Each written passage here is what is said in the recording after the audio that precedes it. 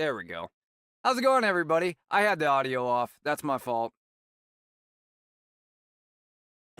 This is the JBU show. Joining me tonight is my co-host at First Alan 2, the American Sincerist. How are you doing, Alan? Terrible now. Doing terrible. I thought I had a co-host that was worth his weight and something. Yeah.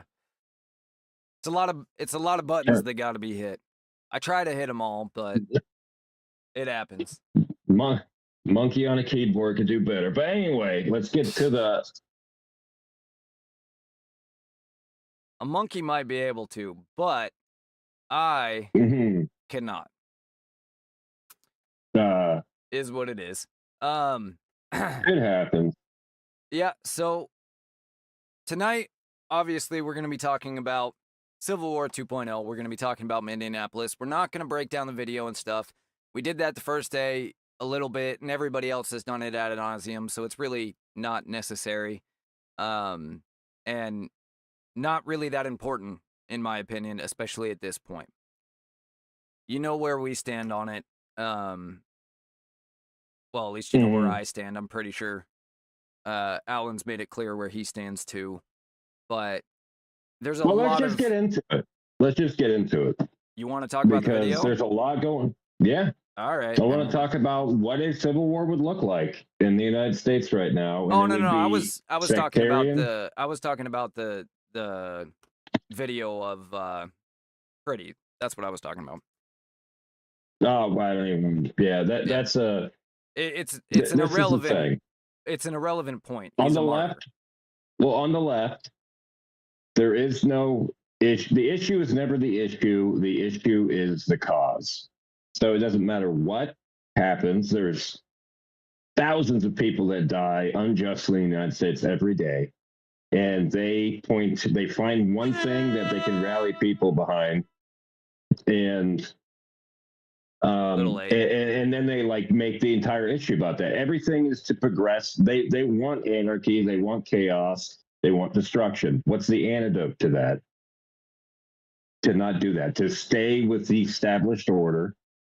To let law enforcement handle these nut jobs. To not go out and get involved. Not to go out and pick a fight with these Antifa losers.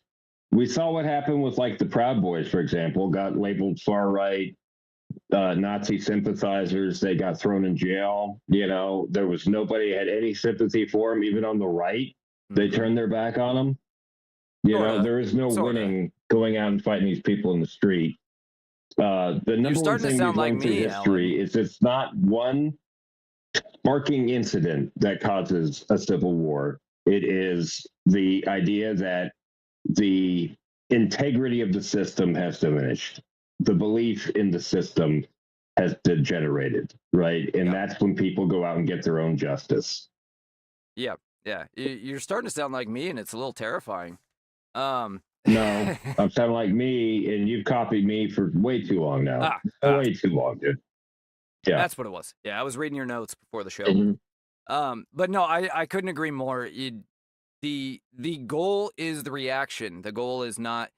It didn't matter who this happened to. It was going to happen to somebody. This is why they are out there chasing ICE around, because they want this stuff to happen. I'm not saying that Pretty or Good wanted this to happen to themselves. Obviously not. But the people that are telling them to go out into the streets, those are the people. They want this to happen because this is what they need. They need chaos, just like you've been saying for weeks now. It's not the incident. It's the point. It's in the Rules for Radical handbook, dude. It's the cause. It's always whatever furthers the cause. That is their morality. That is what they think about. But that's somebody who's bought in completely. So think about, if you're a Christian, think about what it would take to strip your faith from God. If you're a true believer in your heart. That's the way it would take everything. I can't imagine what it would take to make you turn away from God, right? If you're a true believer. Right. That's the way they look at this cause. They believe in whatever furthers the cause. And you can see this with people that they manipulate the Bible or the Quran, more notably. You don't have to manipulate the Quran too much, but to get people, like, there's one passage in the Quran. It says that if your life is threatened, you can lie, right? It says you can lie about being a Muslim. Right. That's the passage. And people that the imams that want violence and want destruction, usually for their own ends, and to gain power to themselves, they take that one verse and they stretch it out to cover every type of lie. You can just lie as long as it furthers the Islamic cause.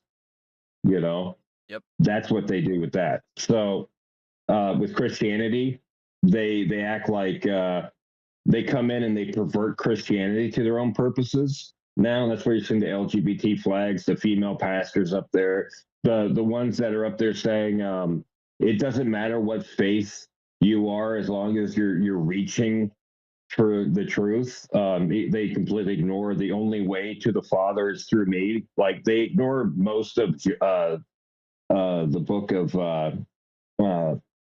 Paul. They ignore Paul completely, actually, because he says things that blatantly disagree with them. So anyway, get back to the point.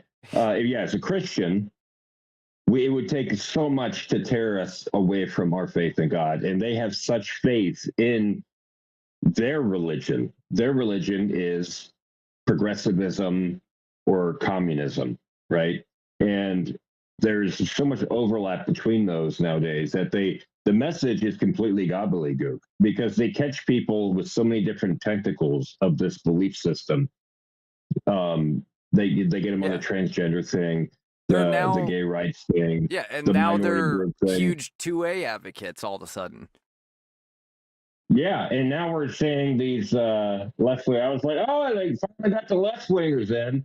Oh, that's not the way we want it, though. Like, they freaking come in, they're like, yeah, all you people, all you left wing people that don't want guns, you need to go get a gun and you need to go out on the street and you need to confront these people. I'm not saying commit violence. I'm saying use your bodies to confront them. Yeah. But what does confront mean? Anything they want. Exactly. It's like when Tim Walz got up there and said, we need to go out and protest peacefully like we always do. And you could just see the wink. Like we always, remember 2020? How we peacefully, these people are, well, they're just like they act like the completely bought in activists. They would fall under bad people. Okay, they're willing to manipulate, abuse, and use what they call useful idiots to their own cause, right? Like, they're willing to send those people in to get shot for the cause. Like, they want that. They probably jump for joy when those two people have been killed by ICE. Well, they're disappointed they're not minorities, but yes. Mm-hmm. Yeah, I mean, they were like, crap, they're white. We can still work with it. One was a lesbian, That was their whole, like, we can work with this. So I put on the screen here. I didn't share it with you because I'll just explain it. It's just a picture. But last night the protesters went to a hotel and they started trying to break into this hotel where ICE agents were staying, which forced the ICE agents to come out and use lethal force. They were destroying public property. You can see private property. I mean, you can see from the photo that I put on the screen that they tore apart the lobby. They broke windows. And of course they were out there making noise and all this nonsense. Yeah, that too. And I only point to this to point to, this is not the whole narrative that these are peaceful protests, that these people are going out and exercising a constitutional right is a lie from the start. This is none of this, as you were just laying out, is a constitutional right. You don't have a constitutional right to go and damage private property. You don't have a constitutional right to go and block off roads or become this militia that is following private citizens and police officers around town because you suspect them of being ICE, chasing them everywhere they go, blocking traffic, interrupting arrests, doing all of these Asking things. for ID, asking for Asking for their ID. ID. Yep. Show me proof that you're not ICE. They're literally calling the ICE Nazis while Yeah. Well, being Nazis. Like, let me see your while papers. literally being Like brown shirts. Yeah.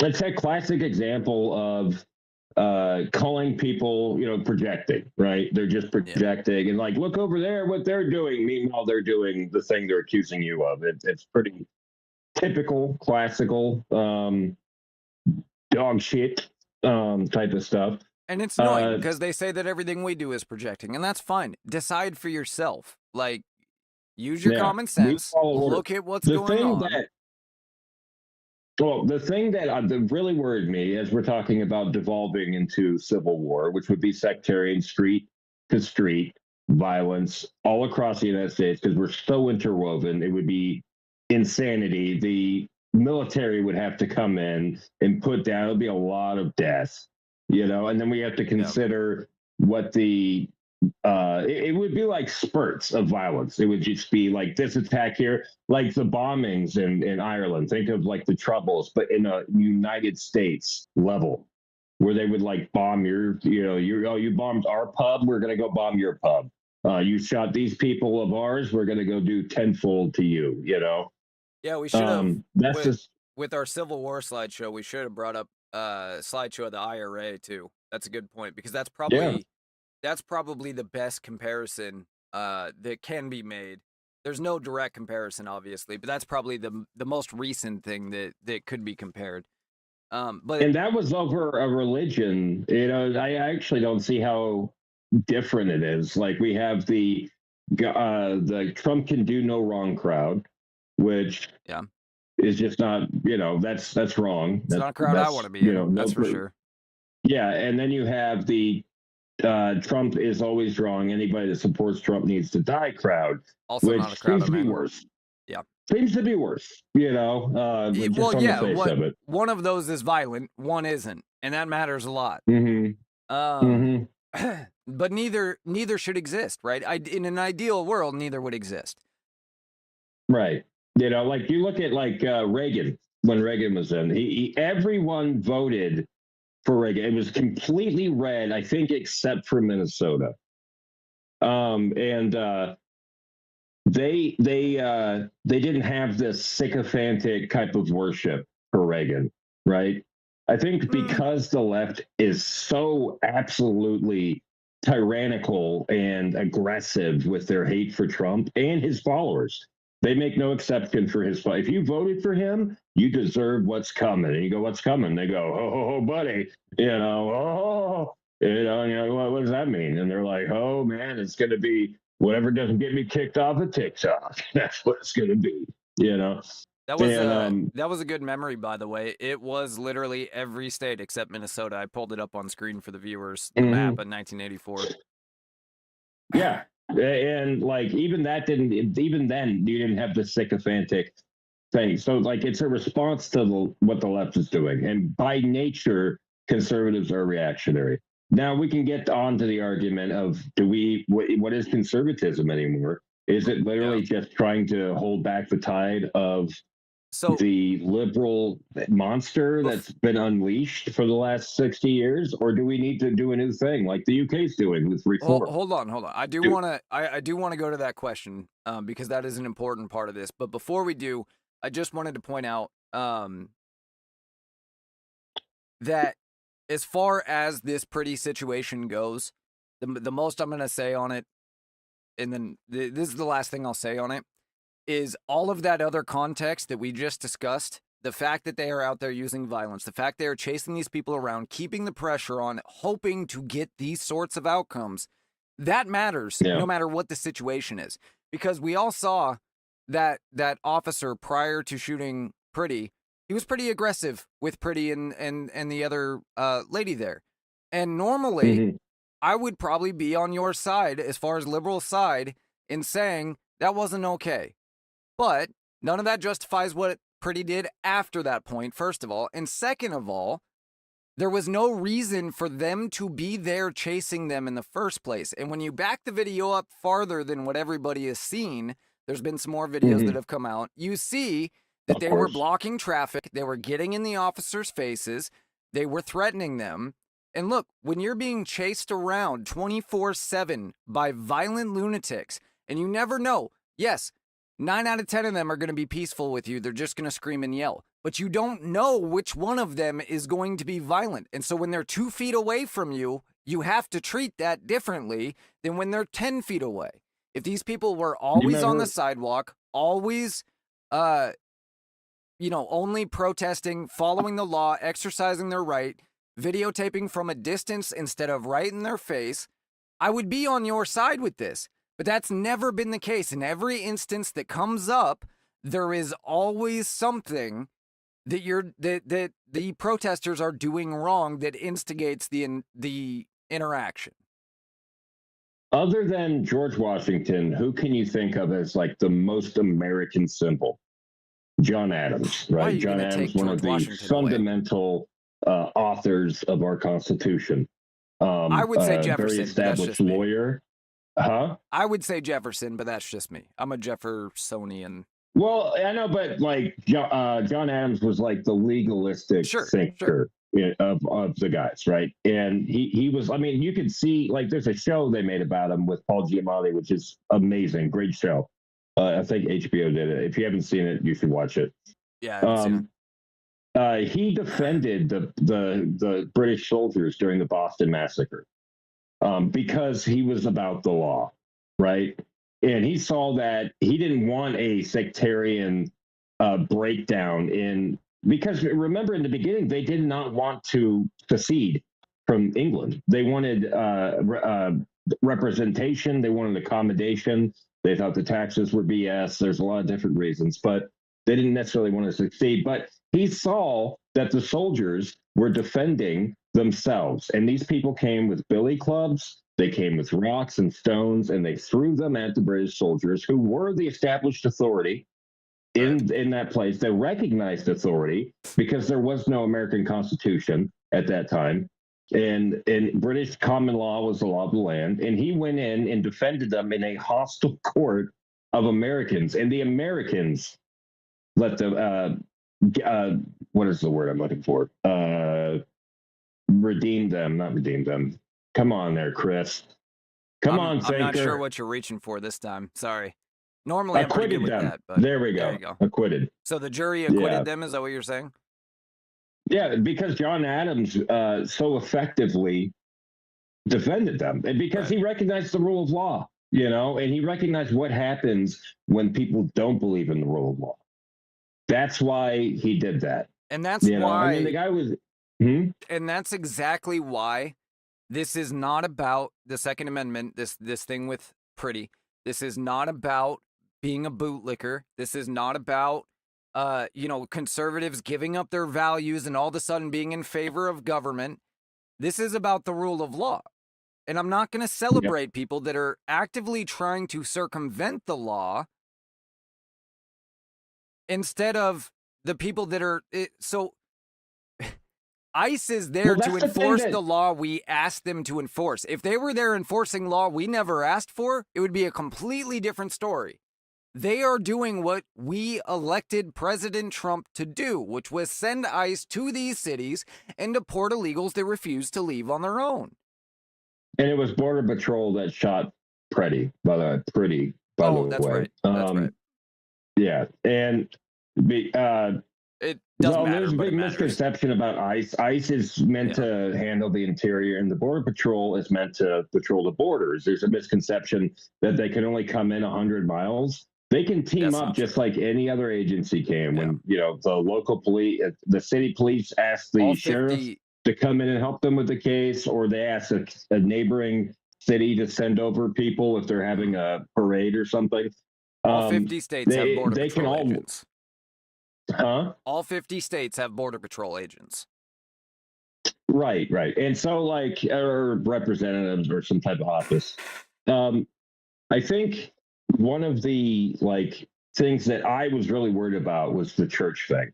when they went into the church. And if they didn't prosecute these people, that would be a massive breakdown in what we think of as uh, the sanctity of the law, the impartiality of the law. Mhm. Um, because when civil war happens, it's because people don't believe in the rule of law anymore. They don't think it's effective.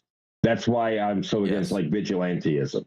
As much as I understand why people want to go out and get the guy that did something to their daughter, or did something to their friend or brother or something, that distorts the rule of law. That Mhm. bypasses it, and it's ungodly. Yeah. Quite frankly, it's anti-Christian to be a vigilante. And that's why I'm Um, not in favor of conservatives going to Minnesota right now and sending these liberals packing. We could do it. And by we, I mean conservatives, not my, not personally. We could do it and it would be done. It would be bloody for sure, but it would happen, but it's the last thing we should ever consider doing oh, because they it's would bring just down the National Guard on the conservatives, and it would be a total bloodbath. yeah. Um, I had a thing here that I'd like to. If you want to play the Civil War stuff over the top, Sure. okay. This is While also I go why I'm in through it. favor of bringing back the militia, by the way. The actual Hmm. militia, not like a group of guys in the woods militia. Because I think Yeah. that's the best person to handle a situation or the best group to handle a situation like this because it's the people, not a political side, Hmm. and it's still an authority. The slideshow's Right. playing. Okay. So the big picture on why classic Civil War is unlikely. There's no clear geographic split. Cities, suburbs, and rural areas are politically interwoven. There are no clean borders. Professionalized military loyalty. The U.S. military is centralized, apolitical by doctrine, and logistically unified. It would be interesting to see how how much that holds up. You know what I mean? Yeah. If it did kick off. I got Economic interdependence, supply chains, power grids, food systems, and finance are nationally integrated.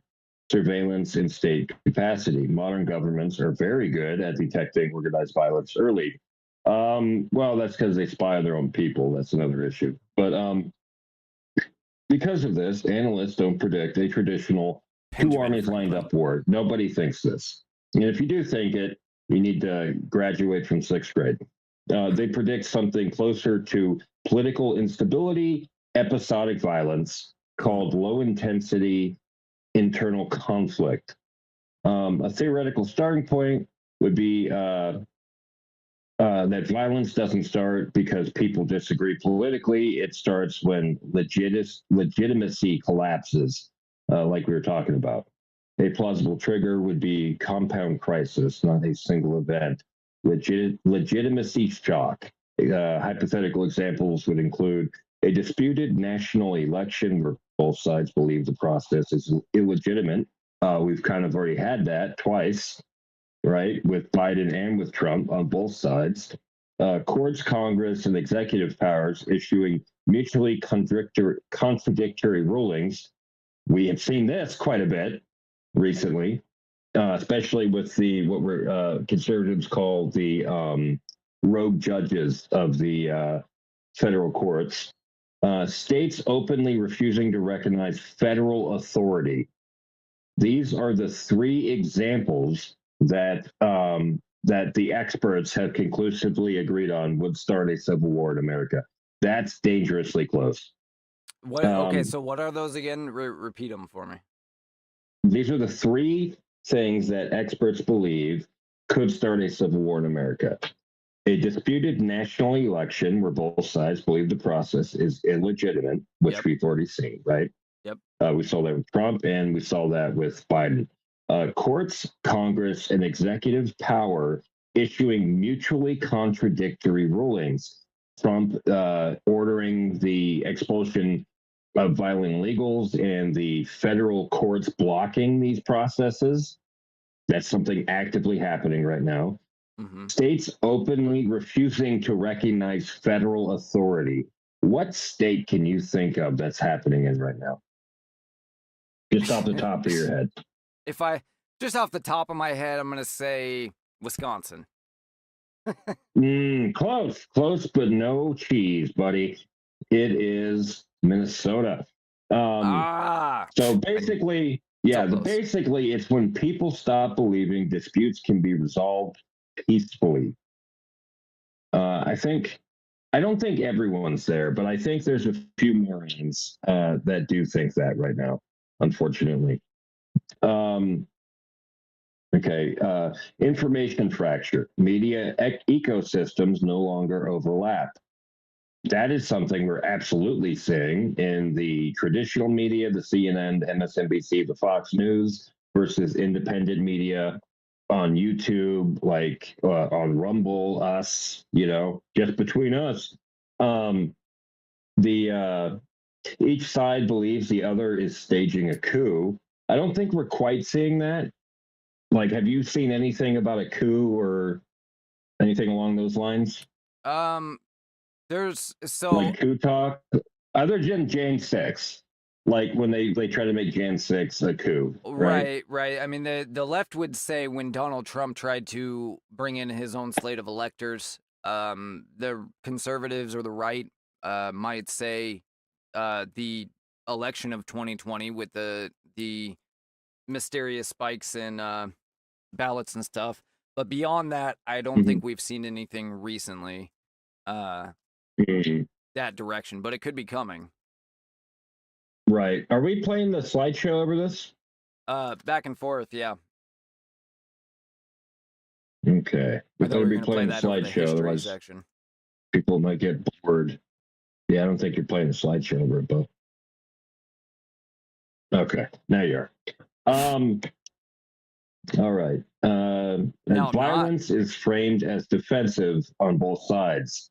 Both sides think that they're fighting a defensive battle, and that's how they would be propagandized to believe it. So we're seeing this a bit with leftists making these rallies and saying we need to defend this group of people, these poor oppressed people. Like the funniest one was the one where all those women came out in, I don't think it was Minnesota, but it might have been. And they were defending this guy who was a serial child R wordist, right? Mm. He had done this to 3 different children, all in his own family, and they came out screaming to defend him, right? Okay. That was the funnier one. Um, okay, so yeah, the 3 information structure collapses would be media ecosystems no longer overlap, which means basically that we all have our own facts that we're believing. Each side believes the other is staging a coup.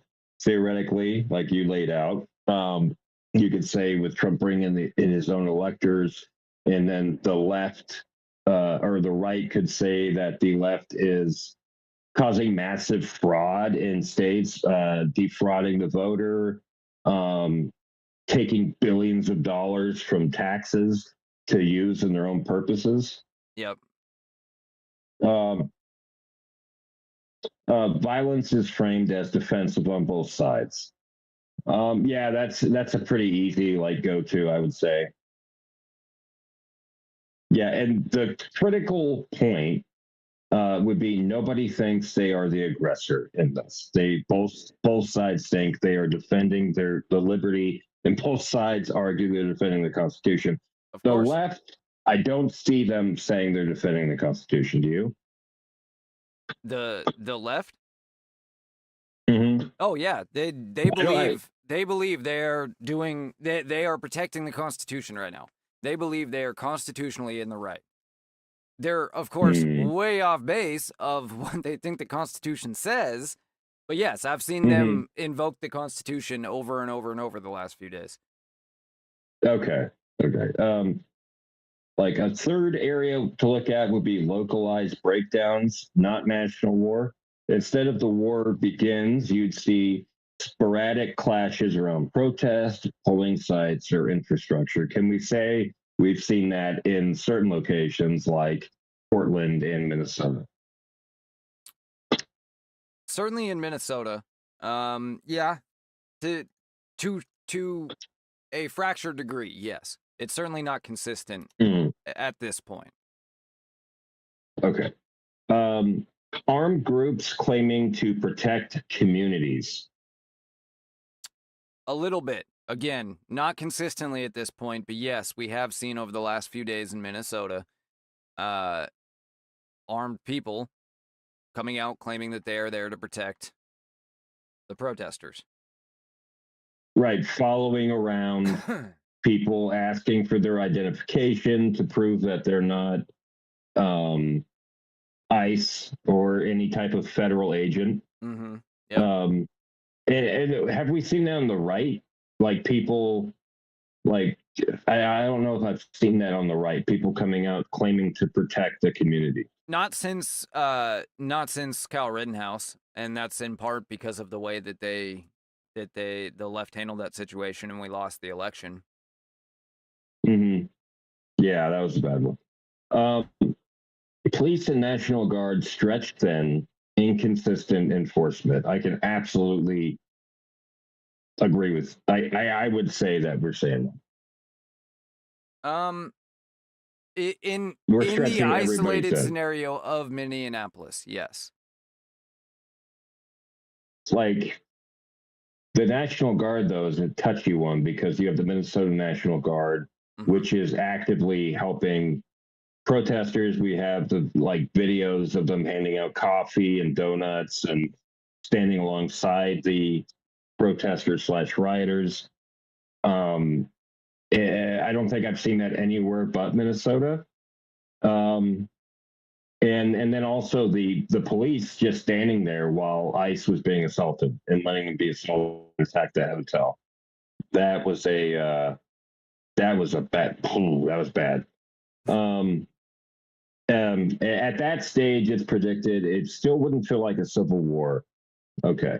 Um, what the fighting would actually look like?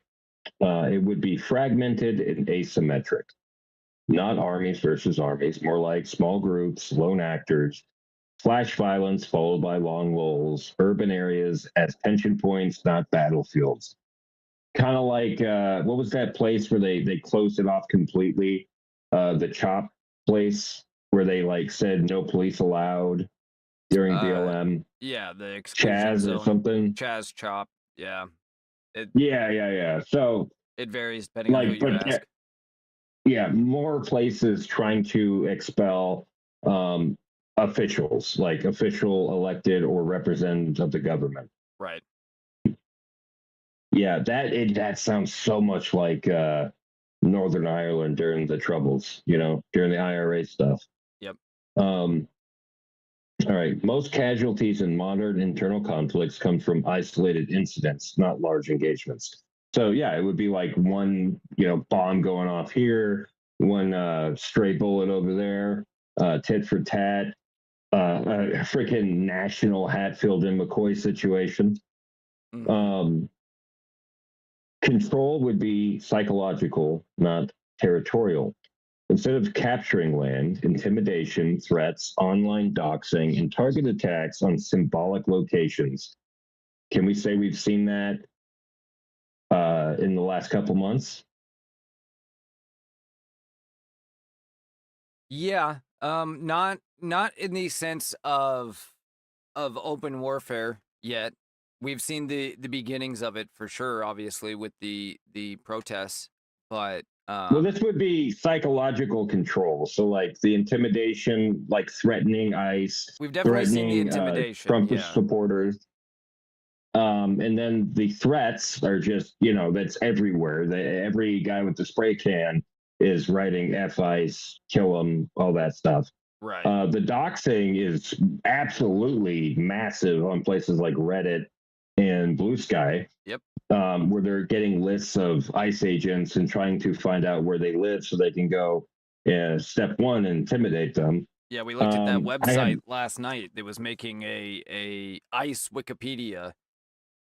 yep, yep, and targeted attacks on symbolic locations. So, could we include symbolic locations to be like the hotel where ICE is staying? I would count that more as like the church, and like Yes. statues, the city, government buildings, things like that. Mhm. I'm not sure. The Maybe. I mean, you could count it, I suppose, but I'm not sure if that's exactly aligning with what they mean. the church one, yeah, the first thing you said, the church, yes, Yeah. Yeah. absolutely tear down the great unifier in our country. The church brings in and it makes brothers and sisters of black people, white people, Mexican people, every race. It brings everybody in, right?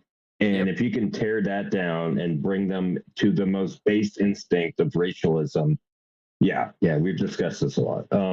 Fear is always the objective in those.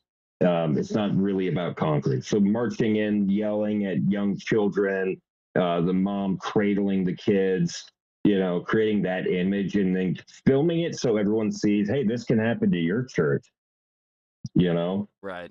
Um, Infrastructure becomes the pressure point indirectly. Rather than fighting each other directly, you would see power outages, transportation disruptions, cyber interference, economic choke points. Importantly, these would more likely be sabotaged or disrupted than fought over. Have we seen anything along those lines that you can think of? Not yet. No, I don't think we've seen that yet.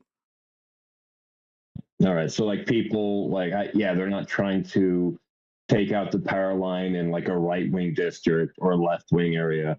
Yeah. I do think that is exactly the type of guerrilla warfare we'd see, but I don't think we've seen that yet. Mhm, Now, you might say that Antifa in Minneapolis is trying to do that insofar as it attacks ICE, but certainly not mhm, broad scale to conservatives so far.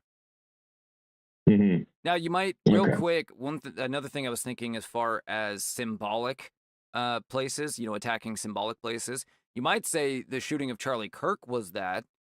Charlie Kirk, of course, not being a place, but a symbolic, peaceful meeting of conservatives in general, right? That was a very conservative thing, having meetings out in the open on college campuses, just talking with people. And Having open that's discussion. gone Yeah. away now. Yeah. Yeah. Oh man, I don't know. Like I can't think of. I'm trying to think. Like they make a lot of statements, right? And part Mhm. of that is to generate fear in people. They want to generate confusion, fear, all of that. And so I'm trying to think of like any actual action that they've taken along those lines, but I can't think of anything right at the moment. Um, all right, the alignment wouldn't be left versus right. This is one of the biggest misconceptions. Actual lines would be likely urban versus rural, but not clearly. Institutionalist versus anti-institutionalist. That's where you would see the anarchists emerge from their slimy dungeons. Um, wait, did I lose you? Are you still there? Oh, No, I'm okay. here. I'm listening. Oh, okay. Um, the okay, institutionally or pre-order versus anti-order factions within parties. So there would be like, yeah, and we can kind of see this just in the conservative party when you think about it. Like the people that are like, no, we need to divide by racial lines and we need to divide by Christian lines, and you're not far enough, Yeah. They've drawn the battle line by identity. Now we have to respond to it. That I have seen that within conservative movements, within Sure. the broader conservative umbrella, I'll say, and that's not good. Um, Generational splits, I'm not really seeing that. I mean, other than like Gen Z being more um, conservative overall, like in their orientation. There is some generational split in the sense that not so much for the uh I'm trying to think how to put this. Not so much left or right, but as far Hmm. as finances, for example. Um Oh, I see. You know, there's So a like the lot of anger boomers. both on the left and the right in younger generations about housing costs and things like that. On the conservative side, there's a lot of anger in the older generations for not putting a lid on this stuff a lot sooner. Um, it's something I we would say talk that's in the about. younger generation, personally. That's what I'm I saying. think the The younger younger generation generation, mad at like the Gen older. Z, they're like, you let this happen. You let the racialism and the LGBT marches down the street where they're depicting a BDSM version of the Passion of Jesus Christ. You let that happen, and we blame Right, you for that. right. I see that with the younger generation, like the Gen Z. Yeah, for Um, sure. I did, yeah, identity based fractures that don't map clearly onto ideology. You'd see alliances that look incoherent, but make sense locally. So you might team up with like us, like basic bitch conservatives. I know you wouldn't call yourself that, but you would see us team up with like the Fuentes types probably, Right. because we don't agree with them on almost anything, but they're more generally on our side than rabid leftists, right? Yeah, generally speaking, sure. Yeah, you're gonna see Yeah. a much wider willingness to align with anybody that is even remotely similar because hmm numbers matter, obviously. There was a stand-up comedian that had a bit about that. He was talking about like when you're overseas as an American, um, like he goes, I could go up to the most rabid white supremacist and we see each other and we're both American. And he goes, fist Hmm. bump. I mean, the guy could have Nazi tattoos all over his face, but when you're out there and you're American, you have to stick together. So I thought that was pretty interesting, but that was years ago anyway. Um, what prevents escalation into full war? Historically, three things keep societies from tipping fully. Economic cost becomes obvious fast.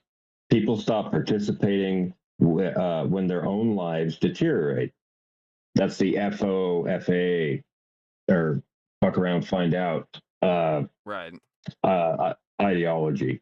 Um, Social exhaustion. Sustained violence is boring, use that word, scary and inconvenient, not heroic. Internal factional conflict. Movement fracture long before they unify into armies. Yeah, the left has a tendency to do that. They build a coalition fast, and then they devolve into infighting. So that's kind of comforting, I reckon. Um, Internal Theoretically, yeah. factional conflict. Movements fracture long before. Okay, this is why modern internal conflicts tend to smolder rather than explode. Um, sure. The most realistic outcome, according to most analysts. If things went very wrong, the US would be more likely to experience years of political instability, which I would argue that we're currently experiencing, periodic political violence. Charlie Kirk, um, the two people that died in Minnesota, I don't know, would you count that as political violence, or was that just an insane guy? Because he said he got orders from Tim Walz or whatever. Um, would I count it as political violence? Is that what you said? Yeah, the two people that got killed in Minnesota by that one gunman guy. The one that said that Tim Waltz told him to do it. hmm You know, that's a tough one. Um, it could be. If that guy's telling the hmm truth, then yes. If that guy's just a crazy Okay. guy, and I put that hmm as a very slim possibility to be clear that he's telling the truth. hmm If that guy's just a crazy guy, then no, it's not really political violence because he was just crazy. And not in the sense that, Right. I'm sure Tyler Robinson is crazy too, but his goal was hmm political ends. Whereas this guy claimed his goal was tying up a criminal conspiracy, not a political Hmm. riot or something, you know. Hmm.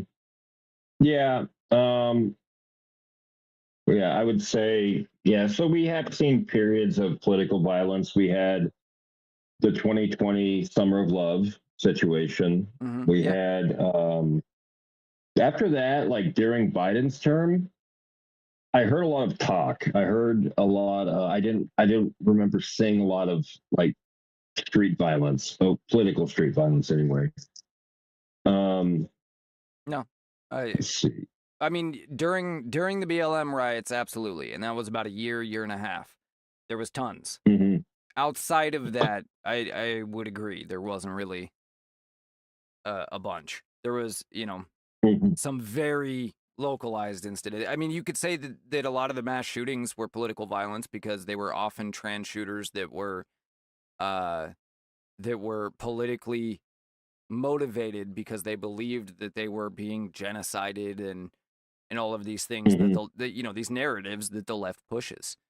I Yeah. shared with you. I just put it up on screen a photo. It's an IRA photo. I switched the slideshow over to that once I gathered enough pictures. But I Oh, feel like good. this photo in particular really, really exemplifies what I think we would see here in the United States. It would be a very messy, gross thing. Um, Hmm. it's Yeah. and Is it that staged? No, that is allegedly a real photo. Now, to be fair, I was trying to pull these while listening to you, so I may have gotten photos that were not legitimate photos from the IRA stuff. Hmm. But as far as I could Well, yeah, tell, you're right. this one You're was a right. legitimate Yeah. photo. There's actually another photo that goes with this here. Hang on. Yeah, No shit. this one right here, which is a few seconds later. Hmm. Pull it up a little bit bigger here. There we go. And you can see the kids are around the corner now. But Yeah. and this is the type of thing we Yeah. would see. A church attacked here, um a a political building, like say I hate to use specific terms because I'm not trying to incite anything or I don't want to be accused of any of that, but say a politician's Don't worry. headquarters or whatever, um They'd accuse you of that anyway, a bud. Don't party worry about it. building. Yeah, that's true. Um but party buildings, government buildings of certain sorts, police Hmm. stations. Those are the kind of things that we would see. They would not be long, sustained battles where we draw a line down the middle of the country and dig in trenches like we saw in the first Civil War. They would be Hmm. in every Well, that's city what in the we're country, discussing. random things happening. Right, right. Hmm. But yeah, I'm gonna switch this back over to the slideshow here. Okay. Yeah. Let me. All right. Let's look up in some solutions here. Hang on. I gotta make sure I my got the face is slideshow up pretty. with both of us here. Hmm. All right. Let's see. That might turn the right way. All right. Yeah, you're good. What prevents? Okay. Economic cost becomes obvious fast.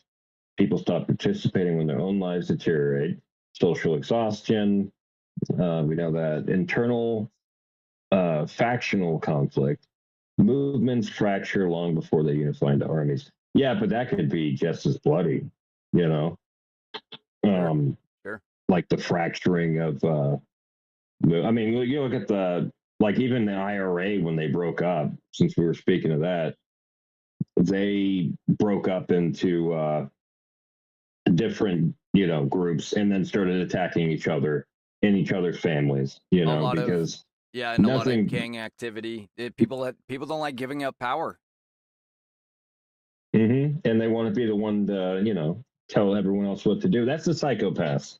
And those Yep. are the people loving that's going on right now. They think that they're going to wind up at the top of the heap. Turns out they're going to be buried below many bodies, And dude. here's It here's happens every another freaking time. here's another issue you have, right?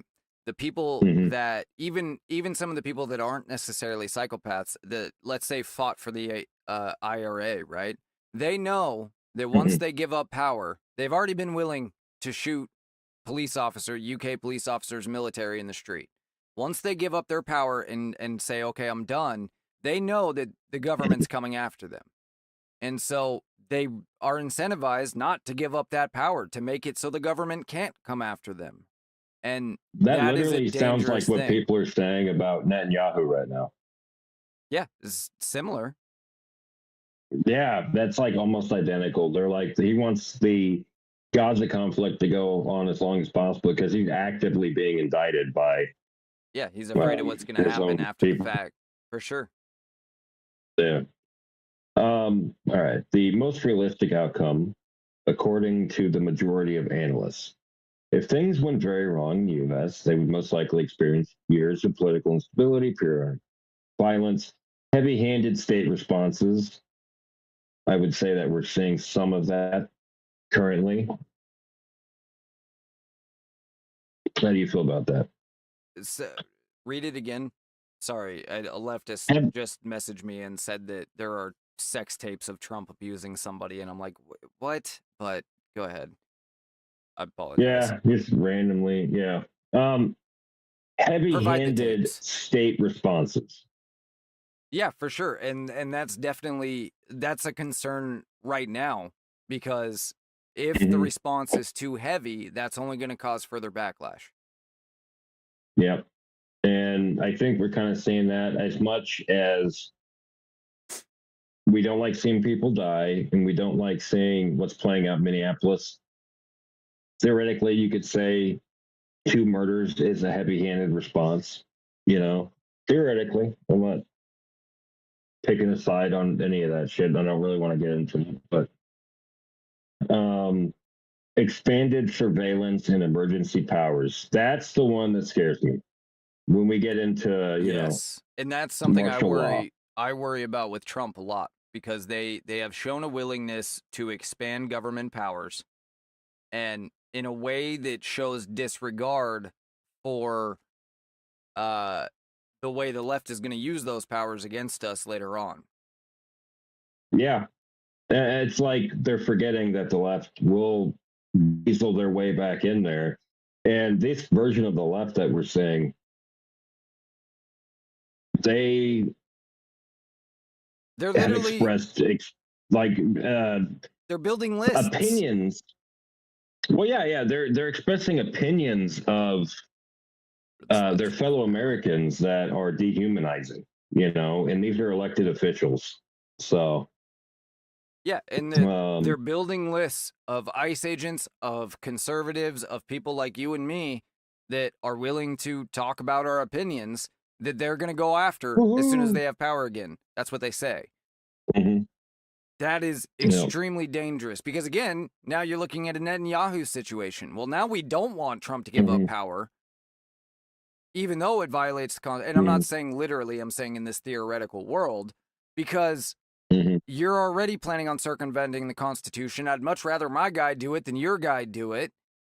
This is Yeah, why the that's the rule of problem. law is so important, and this is why, regardless of exact circumstances, and I'm not saying that there's Mhm. no circumstances that would make me criticize ICE with this pretty situation or similar, but because of the exact circumstances, or regardless of the exact circumstances, I'm still going to lean on the side of law and order, because otherwise it is a very slippery slope, meaning very quickly down to the bottom of we're shooting each That's other all in the we have. streets. That is the only thing we have that keeps a society together. Is the even a lot of political theorists call it the illusion. If you break the illusion, it's like a magic trick. Everything falls apart. Exactly. We need that freaking illusion.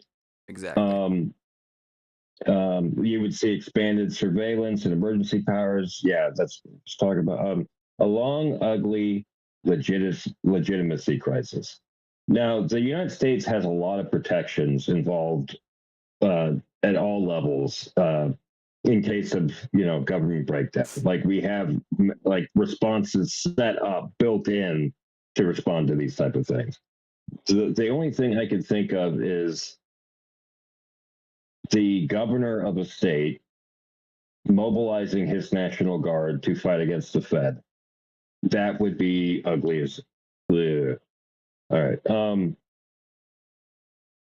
Okay, not a revolution, not a clean civil war, more like a slow grinding loss of trust. One important grounding note: people across the political spectrum overestimate how willing others are to fight. Uh-huh.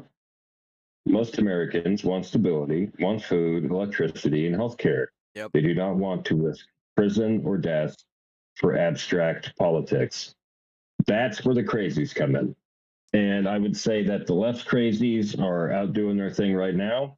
We have crazies on the right too that I don't want to see unleashed. And I'm very worried about how they respond to situations like this. I mean, that's the whole point of this episode tonight is, what should we be doing in response? And for sure, showing up in Minneapolis is not the answer. I may not have the right answer, but I do know that's the wrong one. You want to look at other examples in history, or do you want to move? Like, I get how long we've been going for. Let's see. We are at almost an hour. Well, nice tight little episode. Yeah, we're doing fine. I would say, well, let's talk about specifically talk about it. What conservatives should be doing and what we don't want to see happening. Well, we don't want to see violence in the street over some political garbage. Sure. We don't want to be wrapped up. Like, I admit, dude, I got really angry, emotionally invested in them charging into that church. Yeah. And you can go back and see the thing we were talking about a couple of days ago. That one got to me, and it like until it clicked that it was meant to get to me, I couldn't cope with it. Like they did that purely to get to me, and I'm like, well, we got to hit him back. We got to respond to this, and that's where my thinking went. It went completely tribal, on that issue, and can't do that. This is literally where Jesus comes in strong. Turn the other cheek.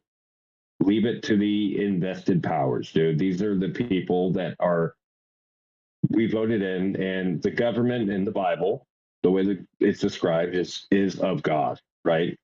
So, well, and be able to do what you just did, which is admit, all right, I screwed up. I went, I got too invested or whatever it is, and take a step back, because it has to be.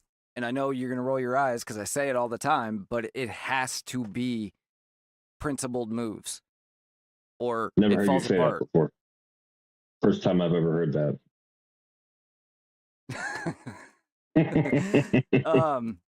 Yeah.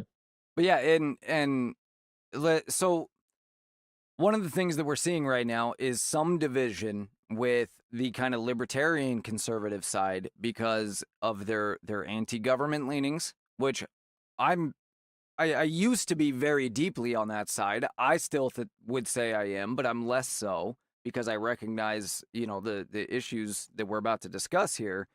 And just a quick aside on that, I'm proud of you that I've slowly led you away from that, because when we first met, dude, you were way more entrenched than I think you realized, because there's nothing that the radical left loves more than libertarians. The people that go, you go do your thing and I'll do mine, and they go, cool, I'm going to pass some laws that's still make it so I can take your kid away. That's still where I'm at, but there's a difference between march, huh?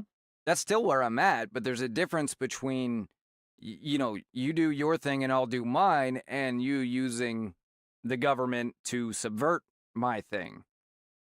Yeah, but that's the idea is that you wouldn't. Libertarians are often seen as not having a side, right? Right. They have no. Okay, it's a man who stands for nothing will fall for anything mentality, Yeah. right? So if you're not taking a side in a conflict, you're actively losing ground. In our modern political world, there is Now, see, no, that's where I disagree you with know, you. yeah, well, that's where you're wrong. I don't care about the sides. I care about the principles.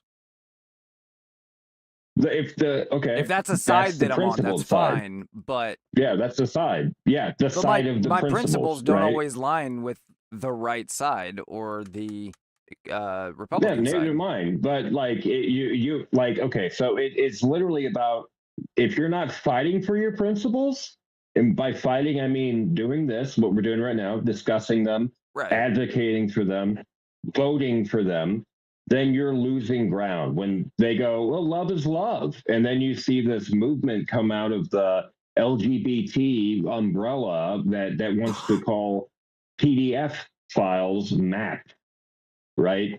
Minor attracted persons. And they want them to have protections. Yeah. That's the crap I'm talking about. If you're not standing on your principles and fighting for your principles actively, then you're losing to those people. Perhaps. Um, Factually, 100% true. perhaps factually. Perhaps 100% true. um, but anyway, that libertarian side and the very pro 2A side, we're seeing some fracturing, and part of that is some missteps by the same damn people, Kristi Noem, Pam Bondi, and Kash Patel. Pam Bondi just drives me insane, dude. I I don't know. think she knows what she's doing. I don't I think she knows what she thinks, man. I think she's Like, a what is she snake, and I doing in think there? she's been a snake the whole time because she always says the right thing Yeah. and does nothing. No, she says the wrong thing a Well, lot that's true. too. I Like, was we're just going to gonna crack say, down she on says, hate speech. "Yeah, we're gonna crack down on hate speech. I have the Epstein files on my desk." No, you don't. You never Yeah, did. yeah, So like don't say it. just blatantly lying over and over again. Yeah, there's a thing in politics. You never lie about something objectively Provable. provable, right? Yeah. Yeah. So you just kind of tell vagaries. And that's why I That's the don't best know. political. I don't know how she's made it a year. But then Kash Patel said the dumbest thing: you don't have the right to go to a protest armed. Of course you do. Conservatives do it all the time. Liberals do it all the Mm-hmm. time. And the Second Amendment absolutely guarantees you the right. Now, there's a difference between a protest and what Mm-hmm. Pretty was doing, for example, which was not protesting, it was obstructing. There was no group of people holding signs. He was not on the sidewalk or had a permit to be in the street. He was just blocking traffic, harassing ICE officers or DHS officers, Border Patrol officers. The That's pretty one not is something I'm protesting. very conflicted on, and I want to see more evidence on it. Um, I don't like. I can not agree with something I said. That's fine. I mean, I Sure. still am for the overall movement. It's just like people go, "Oh, a cop made a bad shooting. We should get rid of the entire police force and let people, police themselves." It's that kind of stupidity. The all or nothing. And by the way, the that is what radicals love the most is extremists, right? People that can't find any common ground. Right. So they'll play the right just as much as they play the left. They're getting a lot of leeway with the left right now, but they could do it with the right too, right? Sure. And they probably will. They'll probably jump on, and I think you're kind of seeing that with some of these.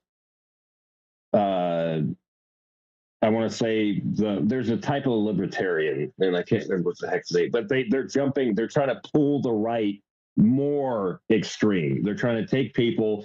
And I'm not talking about Nick Fuentes because everyone's talking about freaking Nick Fuentes, Right. but people trying to pull it further right. They're trying to make that pendulum go all the way up so it can come crashing down and create. Well, you have two, We freaking. I didn't want to interrupt you in the middle of your speech in case we're not, but we might be down right now. Austin said the stream dropped. He also said the reason he's not on the show is because he's headed to Minneapolis.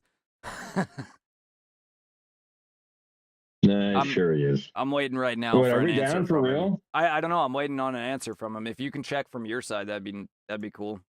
Let me look it up. The problem when I check from my side is I'm logged into all this stuff, so it's hard to tell sometimes. It looks like it's No, it still says, on. yeah, it looks like it's on. I mean, I'm looking at myself. Hold on, let me getting on an answer from him. If you can check from yeah, okay, that went out. So yeah, it must have just It's, been temporary. And I did have something it's that popped up. frozen.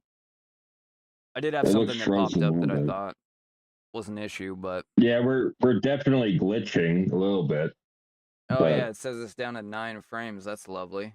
Um, okay, hang on one sec. Let me see if I can fix this. it's freaking. Welcome to the Technical Difficulties Podcast with Chris. Yeah. Uh-huh. Just between you.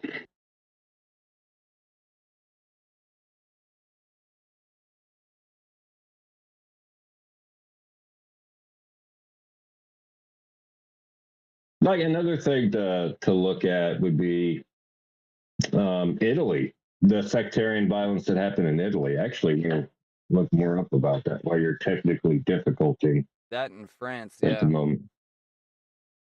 Well, France, I'm talking about Italy during like more modern period, but Well, I just mean France.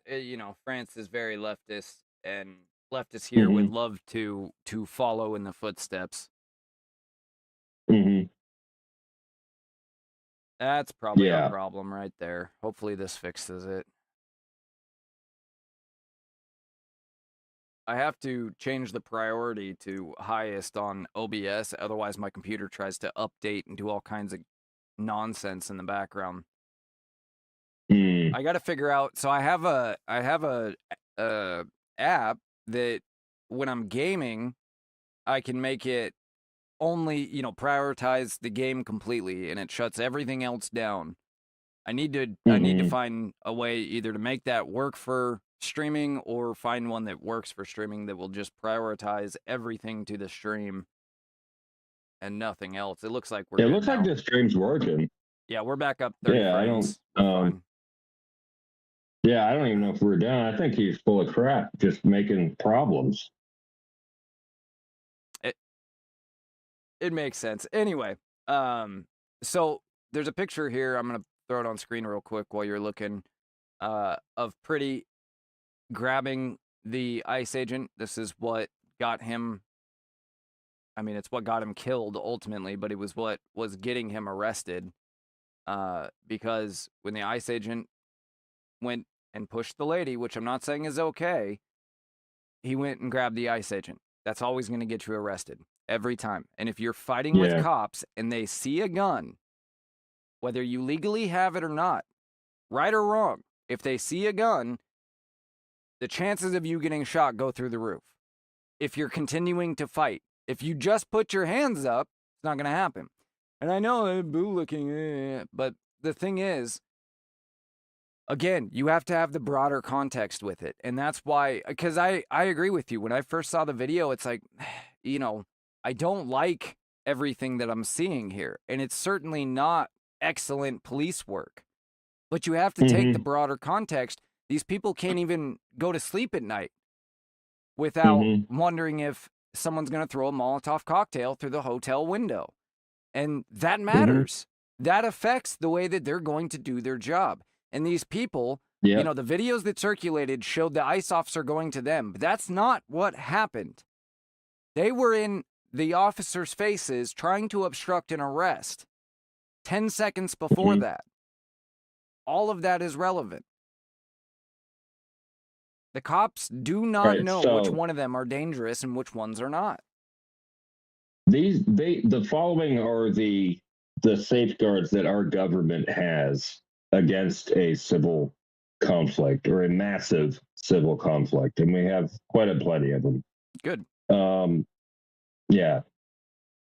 All right. So constitutional fragmentation would be the first one, and that's the deepest safeguard.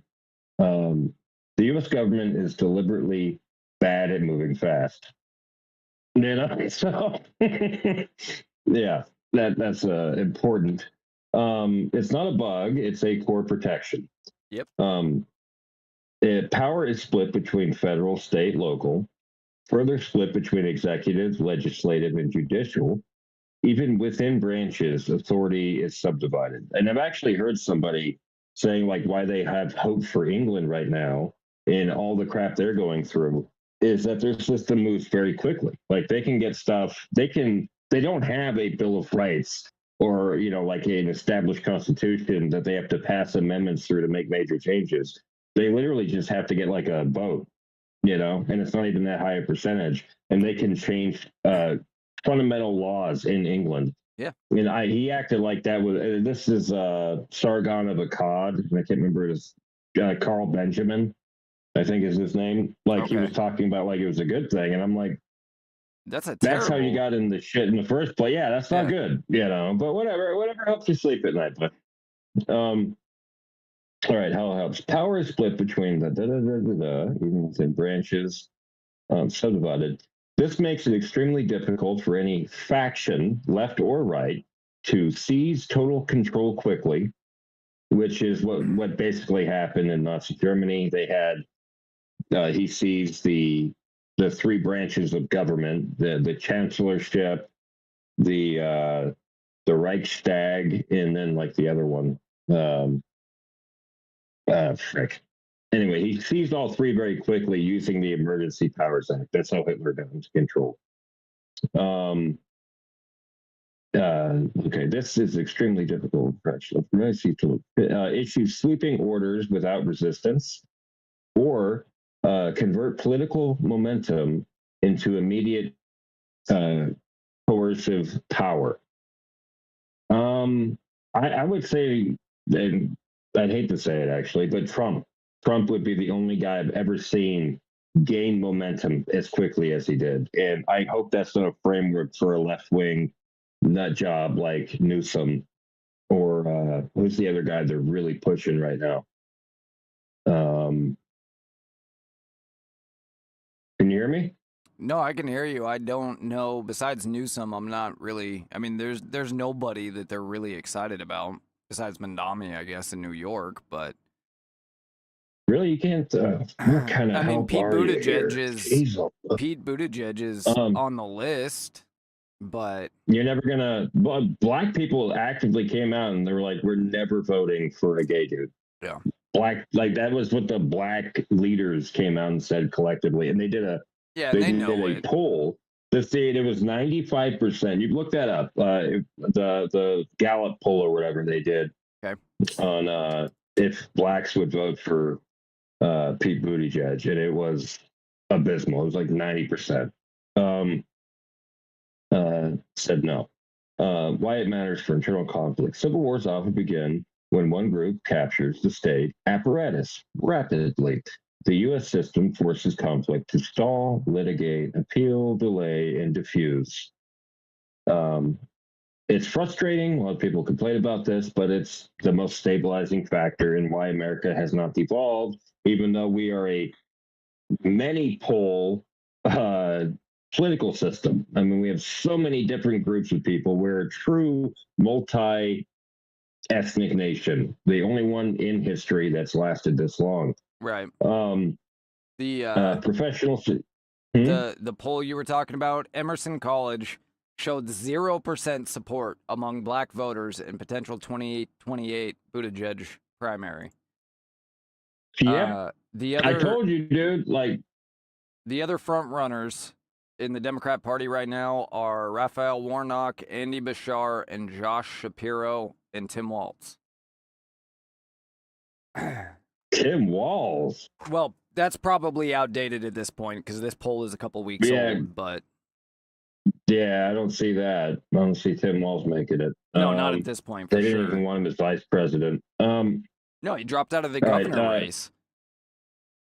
Other protections that we have against the Civil War. This is supposed to make us feel good, okay? This is the feel good portion of the podcast. Theoretically. Professional security forces, not partisan militias. The U.S. military explicitly trained to remain politically neutral. Yeah. Oath to the is to the Constitution, not to leaders or parties, and that's a big factor. I mean, if you're going all the way back to Rome, when Rome went to crap, it's because the military started pledging allegiance to their general as opposed to their senate, Hmm. and then going on, like during all of the nationalist uprisings they had in Europe in the early 20th century is because they followed one big what do they call them, big man leadership, I think it is, big man political system. They followed one guy as Hmm. opposed to the idea of their country, which is hilarious. Well, and Um, it's worth noting that we were in a very dangerous place of politicizing the military under Joe Biden. That was part of shoving so many people into the military, opening it up to foreigners, opening it up to the LGBTQ crowd, and you get free Rapidly promoting transitions if you people come based in, on skin color and and yeah, and sex, yeah, race, yeah, skin color and gender, race. A yeah, bit redundant. a little bit, Um, but chain of command is rigid and documented. Yep. Um, internal culture strongly resists domestic political use. To in the military, okay. Historically, countries that fall into generally, civil war do so when the military fractures along ideological lines. it's a I don't risk, feel that in our but military, you know. But I mean, they so along with promoting all those people, they also fired all the diehard conservatives via the vaccine or they stuff. forced them to resign. Yeah, they forced them. Yeah, or forced them to resign. So it is more of a risk than it's ever been. Hopefully, that's being corrected. But generally speaking, Hegseth, it is true that Americans, in a way that no other country's people do, we do value impartiality in government and in the military and these sorts of things. yeah, and Pete Hegseth has done something in his like 1 year in there that was so controversial among the left. Um, because he minimized the command center. He like dropped people. He said, "You don't need to be a 1-star general to do this job. You can be a freaking colonel and do this job." And he like basically lowered the authority level of a lot of different people that were put in these higher positions based on their sexual orientation, if they were trans, if they like other factors than meritocracy. Right. And as I've heard a lot of like military people talk, um we have a fat and bloated command system in our military, and he's trimming the fat, and it's very controversial. It's also going to save a lot of money, and hopefully it minimizes the risk of like all of the activists that got shoved in there that didn't need to be in there, along with the judges, like the federal judges. If you look at, like, I think it's Forbes, um, where they showed the grilling of these activist judges that Biden put in, and they just go through it. And like at the time, people are like, "Why are you even doing this? They're going to get voted in because they have, I think it's like 10 conservatives and 11 liberals. They're going to get the vote every time," and they Right. did. But it was to document these people's extreme beliefs and make them walk them back, but put on record that they had said all these things and believed all these things months or just a couple years prior. Um, yeah. Okay. Historically, countries that fall into civil war do so when the military fractures along ideological lines or becomes personally loyal to leaders. The U.S. military's institutional identity is one of the strongest breaks in escalation. I would agree with that. Yeah. Law enforcement and National Guard. Guard units answer to governors but are federally integrated.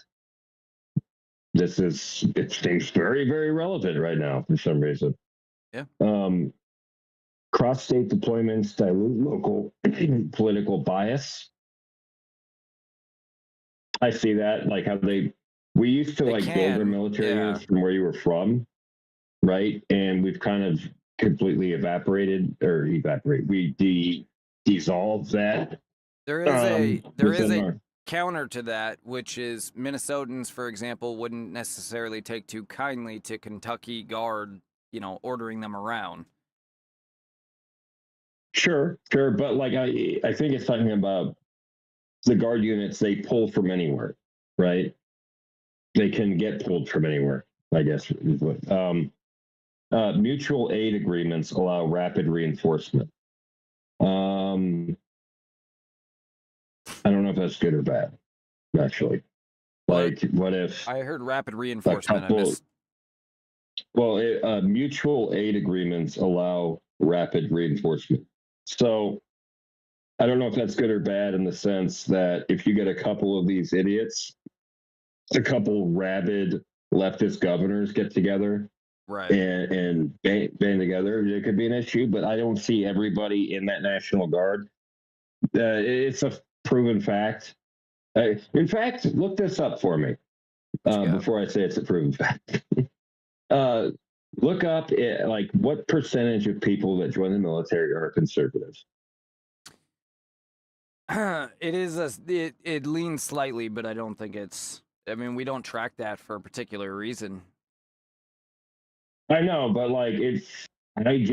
I saw when they did the new type of recruitment, the LGBT type, where it shows the my two moms, that one I can tell cartoon. you I when know that. Trump took office that the amount of people signing up skyrocketed, which it leads the inclination that it was mostly conservatives. No, I mean when Biden did that campaign, you saw it drop, and most of the people that join are young men, conservative, like that want to fight for that value system, and I don't think that value system is like So paramount on the left. nobody offers a poll specifically of the military for the reasons we're discussing. Obviously. But a 2009 Gallup poll did. The suggestion is that it significantly leans toward conservative. A 2009 Gallup poll surveyed veterans and found 71% identified conservative. A 2018 poll, percentage of military identifying as conservative was 45, and percentage identifying as liberal was 20. The good news there is that was a solid 35% that didn't identify as either. But yeah, I mean, Yeah. everything indicates a probably 60-40 or 70-30 conservative lean. Oh, cool. Okay. All right. Law enforcement, cross-state deployments, dilute local political. Okay. Guard units answer to governors but are federally integrated. Cross-state deployments dilute local political bias. Mutual aid agreements allow rapid reinforcement. Just to cover the last bit. This means local flare-ups don't easily become national cascades. Legal legitimacy channels, the pressure valves. A huge amount of American stability comes from the simple belief if I lose today, I might win tomorrow legally. I think that's a great freaking statement. I think a lot of people think that. Yeah. And I think a lot of people need to think that. And as long as we continue to believe that, things will be fine.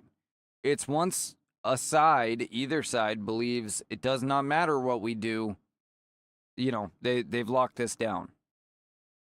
Mm-hmm. Yeah, we have to have the illusion.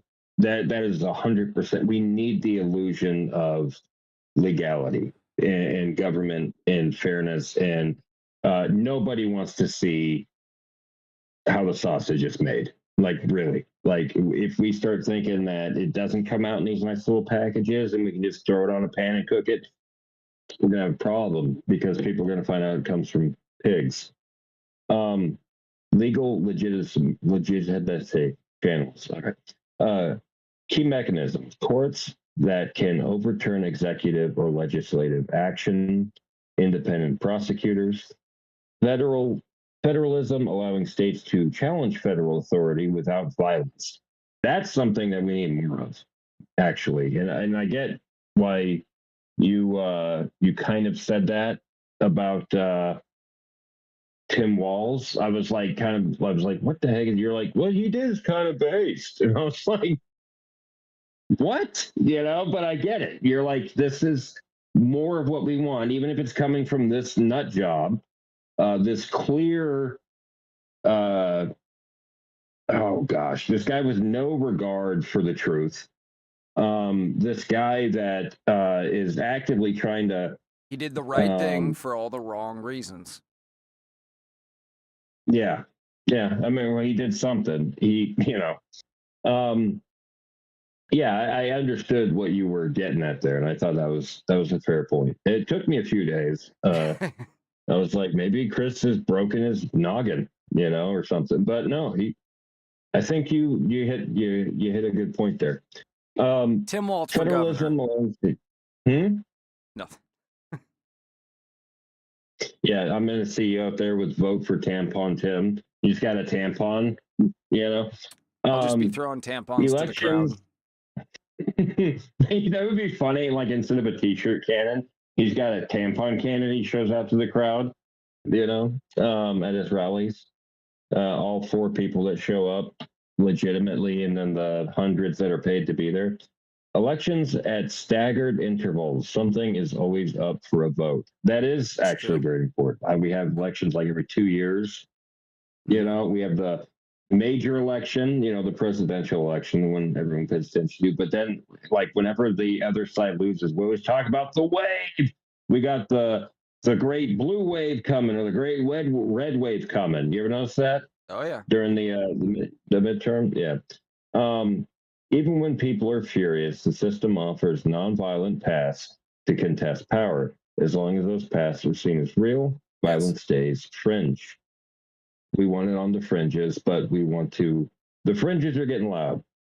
That is a fact. So civil conflict accelerates when people believe all legal doors are closed. I think it accelerates when you can convince people they're fighting for a cause. When you tell them that these people are actively kidnapping, just regular taking babies from their mom and putting them across the border. Yeah, but what are they telling them, right? They're telling them they're going after you. This could be you, which is giving them that implication that they have no redress in front of the courts anymore. I want to do like one where it's like they go, that like that one line in that play, first they came for the blah blah blah. Like first they came for the illegal violent offenders, and I said, well, it's not me, so I'll be okay. And then they came for the illegal border crossers, and I said, well, it's not me, and I'll be okay. And then I was okay, and life moved on, and America got better. We'll do that as a commercial before the show. Maybe it'll be a Tim Walz commercial. Yeah. Civil conflict accelerates when people believe all of it. Okay, economic entanglement. It's a quiet deterrent. Boy, yes, America does run on its dollar bills. All right. This is one of the most underrated protections. The U.S. economy is nationally integrated, privately owned, and decentralized, but not interdependent, meaning violence disrupts your job, your bank, and your supply chain. This is a fact, dude. I knew people that were extreme leftists, and when that BLM crap went down and like they couldn't get their shit from Amazon because like the trucks were being stopped, suddenly you saw them on Facebook. Well, still on Facebook. You saw them on Facebook. Guys, we need to stop with with blocking the roads. I didn't get my Chanel or whatever. Yeah, I mean, this backfired last time. It will again, hopefully. If we handle it correctly, it will again. Mm-hmm. There is no safe faction economy to retreat into. Yeah. What do you think of that? So that goes to, conservatives trying to make a conservative economy, not shopping at places that were supporting DEI and things like that. And as hard as they tried and as successful as they were, because there was some success, there's been a ton of success in media specifically. but Hmm. but we're forced to do business together. When I go to the grocery store, I don't ask my checker who she voted for, right? That's, I think, what it's referring to. Are you playing Civil War stuff in the background? No? What are you pay? What do I pay you for, dude? Get the Civil War stuff going in the background, or I'm going to find another Chris, and he's going to do it. You understand? Good luck. There's a lot of Chris's out there. All right. You can be replaced All over like land. that. No. No. Violent. Yeah. No safe faction for the economy to read into. Capital flees instability immediately. Capital flees instability immediately. Yeah, all the investors, all of the billionaires, they're all going to leave the country if things are not stable. They're going to go somewhere where it's stable to produce their goods. Mm-hmm. Yep. Yep. The flight of the billionaires. Most people cannot afford prolonged unrest, even if they're ideologically motivated. This creates a powerful self-limiting effect on participation. Yeah, but that's when they turn to criminality and they knock over stores and steal what they want. I see, Yeah, the problem, kind of like, it is a good point, and because we are required to be self-reliant in this country, that it does play a role. But it also, there's, immense wealth in this country that would allow it to sustain for probably a longer period of time than normal. Than it would for a poor country, for example. no, we're just so freaking wealthy. Even the poorest among us, like, look at the lives that, like they always point to like the homeless guy and they're like, this guy out here. And it's like, that's a whole different conversation. I know, but like, it's frustrating because there's people that are living in Africa that would trade places with that homeless dude in a freaking heartbeat, and no matter how hard they work, they'll never achieve the potential that that guy could, you know, that's living homeless. Like he can go get his state check, he can go get a job somewhere. It doesn't matter how hard that guy in Lagos, Nigeria works or Ghana. He's never going to achieve, food security, which like we take for granted in this country. Like food deserts, man, they're making us fat.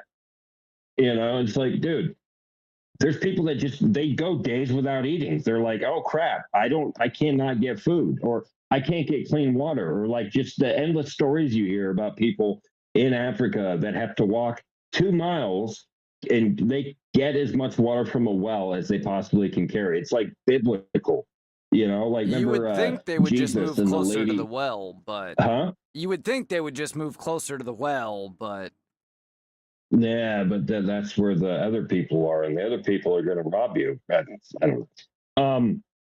There's reasons. All right, intelligence and early intervention capacity. Modern states are extremely good at detecting coordinated violent plots, financial irregularities, communication networks, weapons trafficking. The U.S. has layered intelligence at federal, FBI, DHS, state fusion centers, local law enforcement, private sector, corporation, banks, platforms, infrastructure. This doesn't prevent all violence, but it prevents scale. Large organized movements struggle to stay invisible long enough to become militarily relevant. yeah. I see. I mean, yeah. I mean, but theoretically, you got guys that have been stockpiled. Like that's one reason they go after the what do they call it? The preppers, right? Because these guys stockpile goods, they stockpile ammunition, they stockpile water and Which is food, and perfectly legal you and know, constitutional in this country. The problem yeah, but they get the problem I see is that we have a breakdown of a lot of that stuff. You have all this fraud that was going on in Minnesota and apparently California, Washington, and several other places. It was just yeah. being allowed to happen. I mean, that's part of what all this is about, right? That's part of why Tim Walz is allowing this violence to continue on the street because it's taking heat off that. This all started because Mm-hmm. of Nick, what's his name? finding out about the fraud. It was continuing to happen. Well, the Nick Shirley stuff was one thing, but they knew about the fraud all the way back in 2022, like when they busted But the Feed Our Children. that got prosecuted. This fraud was ongoing. Yeah, but they knew about this stuff and they did a study on why it didn't happen. And I think you could probably pull up the study, but it said that the number one, that when they investigated, I can't remember what group investigated, what political entity investigated, but they said it was fear of being called racist. Is why they didn't investigate a lot of this crap and why it's been allowed to continue for so long. Which goes, which Uh, goes to the same problem. If they're not upholding the law and it's not being applied equally, that is the key. Steven Crowder says that all the time. It's not whether the law exists, it's whether it's applied equally. And that is right on the nose as far as mhm. this element of this is concerned. Yeah. Yeah. And I think a lot of people don't spend enough time thinking about what they believe and organizing their priorities. We've talked about this before, but like writing out a list of what you think is important is very important. You know, it's really important to know what you think is important because when a situation comes up and you're forced to make a choice, you're probably not going to go with the choice that you think you're going to go with, right? Mm-hmm. Unless you know yourself, know thyself, Well, and you're going to be right? susceptible in times like this when everything is shaded. Every bit of information that comes to you is shaded with a political spin, one way or another, whether it's conservative or it's liberal. You're never going to know where you stand on things when that is the case if you don't have some core principles that are guiding those decisions. And if you don't know what they Mm-hmm. are well enough that you can recite them, that you can rely on them, then you're just going to blow with the wind. Yeah, man who stands for nothing falls for anything. Exactly. Um, let's see. This all violence. Okay, social pluralism, counterintuitive but critical. America's diversity actually works against unified internal war. No single identity clearly maps onto politics. Families, workplaces, churches, and communities are mixed. Social pressure discourages total radicalization. I can see that. I mean, I get what they're getting at, but I could Right. see that really backfired. You know, because then you would have that street by street sectarian violence, hit for hit, tat for tat type of thing. Right. Mm. It would be hard to unify again. Mhm. Social pressures discourage That's total hold on radicalization. 1 second. Hold on, because I don't know. that is why the Constitution is so important, because that is what unifies us. We are an extremely diverse country, not just in, you know, the left wants to make it all about skin color. That has almost nothing to do with it. We're extremely diverse in ideas and beliefs, and that's a good thing as long as we have something that unifies us, and that has always been the Constitution. But the left has Mhm. completely redefined the meaning of the Constitution and the Bill of Rights to them, right? They can't redefine what it Right. actually means. But as far as the way they interpret it, they have completely redefined that. And so we no longer have that unifying core. And if we have to get back to that if we are going to continue. Yes. No, I agree with that. I feel like if they want to radicalize people, I mean, it's really easy now. You send them through 4 years of college and you tell them what you want them to know, you know, Yeah. and just that easy. Well, and really, you send them through Um, 12 years of primary school and 4 years of college. mhm. Your Which kids, is, you know, they spend not more time, but an equal amount of time with their teachers as they do you. And teachers are overwhelmingly radical liberal women. mhm. Which, I mean, I know you're a big fan of, but the rest of us. Only in my prostitutes. Mm, I thought you quit the prostitutes. I try, but Yeah, those trannies are just too attractive, right? they get me sometimes. Yeah, they get me every time.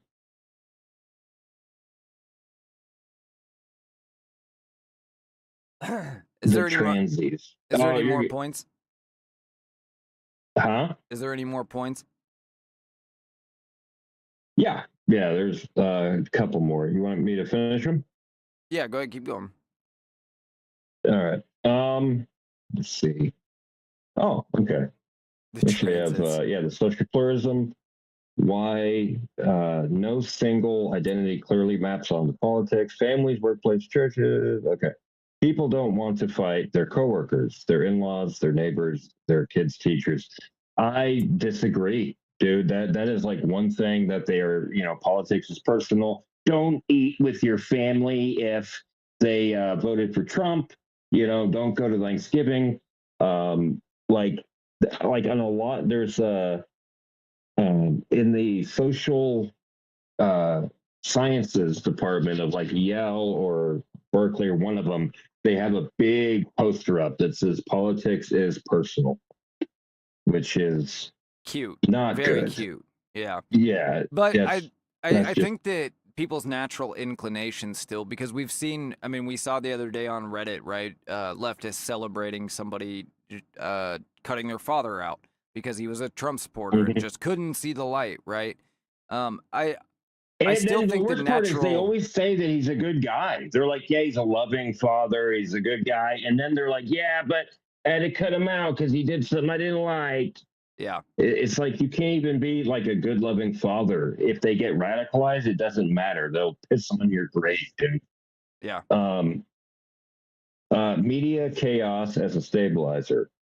This is interesting. While fragmented media fuels anger, it also prevents a single mobilizing narrative. Dude, I feel like we just saw that as a reason for civil war, but okay. Makes mass coordination harder, fragments outrage into competing causes. Successful revolutions usually require narrative unity. The US has the opposite problem too many narratives, none dominant enough to unify sustained violence. Dude, you get like a destiny forum and you just coordinate with them. I mean, they are probably spread really far apart, but like you get them ramped up and motivated enough to meet up, like we've seen with Antifa. right, Yeah, they can do some damage, dude. Like, um, you just have to get, dude. It's just this idea that you can get the most radicalized, violent, horny people together, and they can just cause damage, right? And hurt people. right, The last resort safeguard, overwhelming state capacity. If all else fails, the U.S. government still retains logistical superiority, surveillance dominance, legal authority, international legitimacy, control of borders, currency, and infrastructure. This yeah, doesn't mean repression is good, but it does mean escalation is asymmetric and discouraging to challengers. Historically, insurgencies succeed when the state is weak, divided, and externally isolated. The US is none of those. The it's American true. system isn't stable because people are calm or virtuous. It's stable because power is fragmented, violence is costly, coordination is hard, alternatives exist, and escalation is unattractive to almost everyone involved. Yeah, I guess I agree with most of that. Yeah, That doesn't mean nothing can go wrong. It means no, things tend to go slowly, messily, and non heroically rather than explosively. yeah. All right. What do you think this looks like in a week? Uh, what the Civil War Where, idea? well, where we're at right now. Um, I feel like they're going to find a new thing. It's just going to keep blaring. They're going to create another situation where violence is going to happen, and it's going to keep rising. And it's going to get more people hurt. So That's what I see. should ICE pull out of Minneapolis? I think that would be the worst precedent possible. I Yeah. I go back and forth, and this is why. Because I agree that it's not a good idea to show leftists that the more violent you get, the more we'll back off. However, Not we, just the government will be impeded from doing its job because but it's legitimate job. It's job that we elected it to do, our right, current government. right. And it's going to disrupt that political apparatus. It's going to tell people, yeah, we're going to lose a few, but we're going to get them to go away. And we're going to be able to manipulate them in this way. And we're going to demoralize our nation. And we're going to take away the illusion of legitimacy of our government if we just get out and hurt these people. But at the same time, I'm getting this some coffee. This is Tim Walt's mess. And by pulling out Sure. and giving them no one to be angry at, it mostly is going to, be, it's mostly going to be their problem from that point forward. Then why is It's it going to be a ramping up leftist issue. in Portland? And it's ramping up in Portland currently, from what I've seen in the news, although it's being overshadowed by Minneapolis, and it's ramping up. Yeah, but there's nothing close, and that's partially because there's nobody responding, because there's not. Now Antifa causes problems over here in Washington and Portland all the time. Do you remember what at least the 2 or 3 mayor times of a year Minneapolis said? Oh, He said we need huh? Go ahead. Oh, I said, you remember what the mayor of Minneapolis said? He said we need our brothers and sisters and they thems. I don't know if he said that, but we need our brothers and sisters in Portland, and he specifically mentioned Portland and another place to rise up as well. Yeah, he's calling for like a coordinated attack on the federal government. Essentially, that's insurrection, dude. Like they want to jump on what Trump said. He's literally calling for insurrection. I would agree, and I think that that should be dealt with appropriately by a jury. To be clear, yeah, I'm not saying we go like after the guy. I'm just saying that. No. I'm clarifying. Not just. I know you're not saying that, and I'm also saying I don't want like Congress going after it, right? Because that's going to be political. I want, if there is a legal case that can be made for treason or whatever it is, charge him, put him in front of a jury. What is the process? Would he be impeached, like by the state? He could be, I believe, according to some very old laws, he could be arrested and tried, and if he's found guilty, then he would be impeached and put in jail. Actually, I'm gonna look that up real quick. That's a good question, because I'm not 100% sure. He certainly can be impeached. Let me.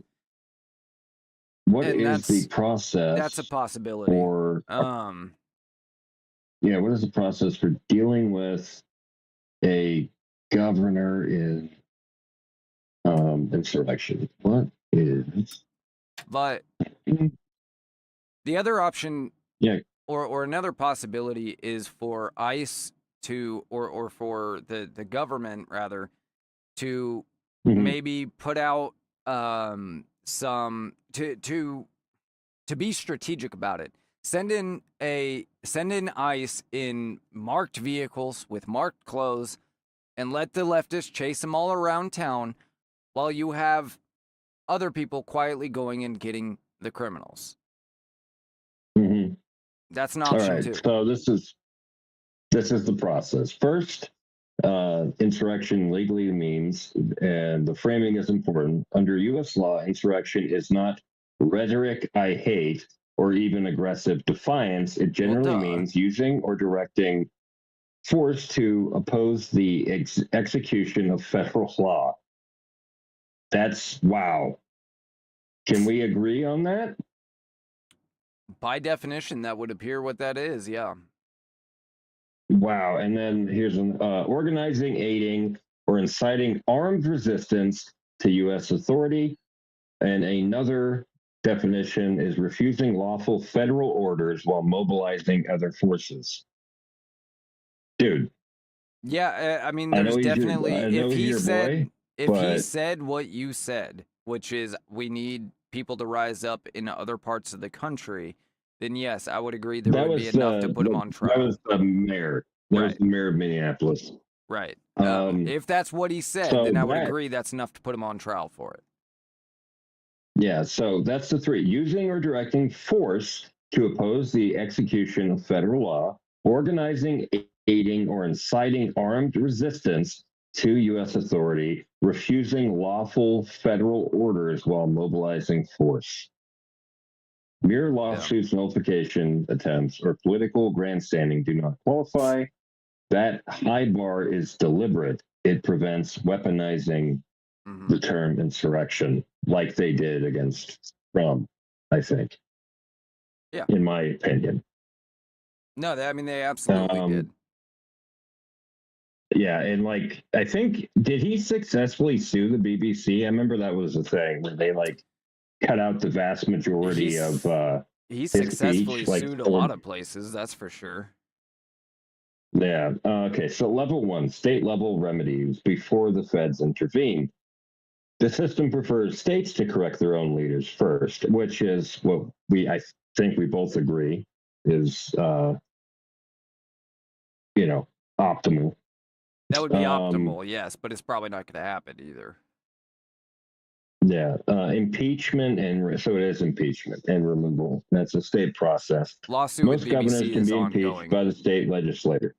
Trial often uh, trial often held in the state senate or special court. Grounds typically include abuse of power, violation of oath, criminal conduct, and the violation of oath. I think he took an oath to the Constitution, right? That would be a pretty good thing that he's violated there, right? I mean, I think we can agree on that. I think a This is case can be made for sure. yeah. This is the cleanest resolution because it preserves federalism and legitimacy. State courts can enjoin illegal actions, declare orders unconstitutionally, compel compliance with law. If the governor ignores courts, the problem escalates. Dude, I don't see a court in Minneapolis doing anything to him, but maybe that's just me.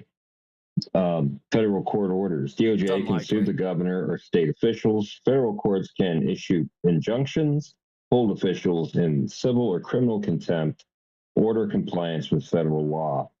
At this That's stage, what the I'd issue like is to see. framed as law enforcement, not political. Ignoring a federal court order is a huge escalation, legally speaking.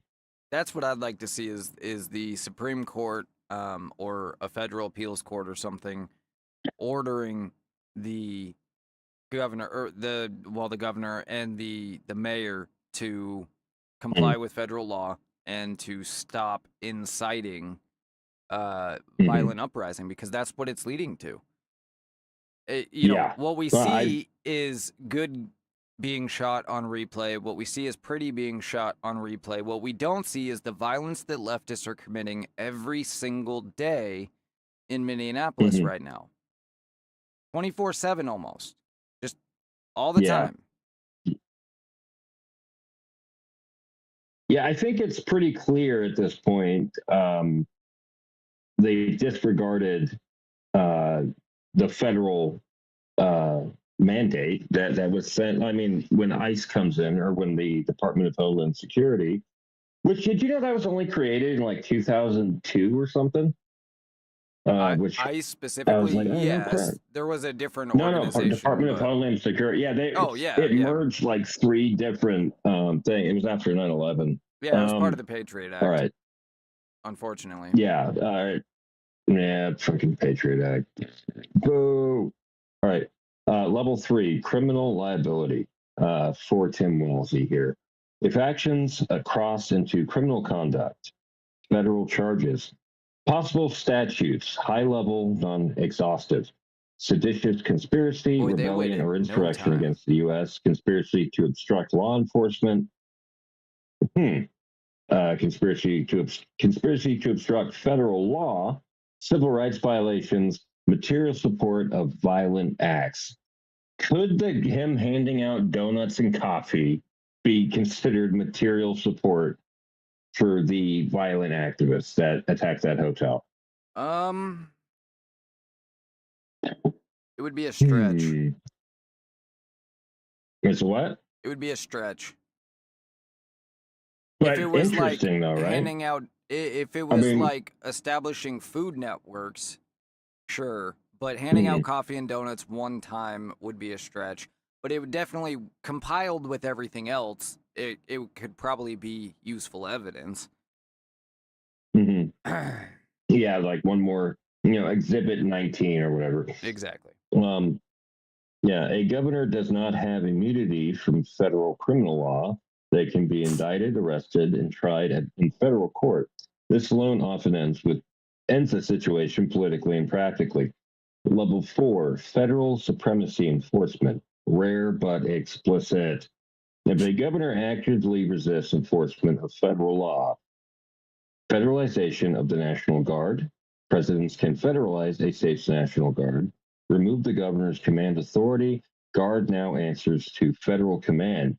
This has historical precedent, and it's one of the most powerful pressure valves. Crucially, it's legally boring and devastatingly effective. Yeah. The Insurrection Act is the last resort authority. If state authorities are unable or unwilling to enforce the law, civil rights are being denied, or armed resistance exists, the president may deploy federal forces to enforce federal law, protect constitutional rights, and restore order. This is not a declaration of war. It is a domestic law enforcement authority. That's important, dude. This is a law enforcement action, right? Yeah. I think that, a good case could be made against the media specifically for the way that they are portraying these incidents in these cases, because they are very much inciting the left into believing that American citizens are under attack. Basically, I've got all kinds of headlines here of, they're still talking about that 5-year-old as if ICE went and arrested a 5-year-old for being an illegal. His dad was being deported and ran and abandoned him. That's the only reason ICE ever had him, was because his dad abandoned him. I think it's worth look up the exchange between Tom Homan and AOC. And it's he's saying you're taking kids away from their parents, and he says we do in law enforcement we do that when we arrest a parent for a DUI, right? And there's the kid in the car, if you remember that one. Yeah, I think I got it here. Level 5. You got it? Yeah, I think so. Hang on. And we gotta Tom Homan. We gotta get out of here after this. Civil liberties, free speech, data sharing. No, this is an AOC speech. Why does it have a picture of Tom Homan with it? Should just be Tom Homan, AOC. Yeah, it's in Congress, right? I'm also a police officer in New York, and I arrested a father for domestic violence. Yeah, I here it is right here. Hang on. Let me put it on screen here. What the hell? Okay. Where's the volume? All the way up. Thank you.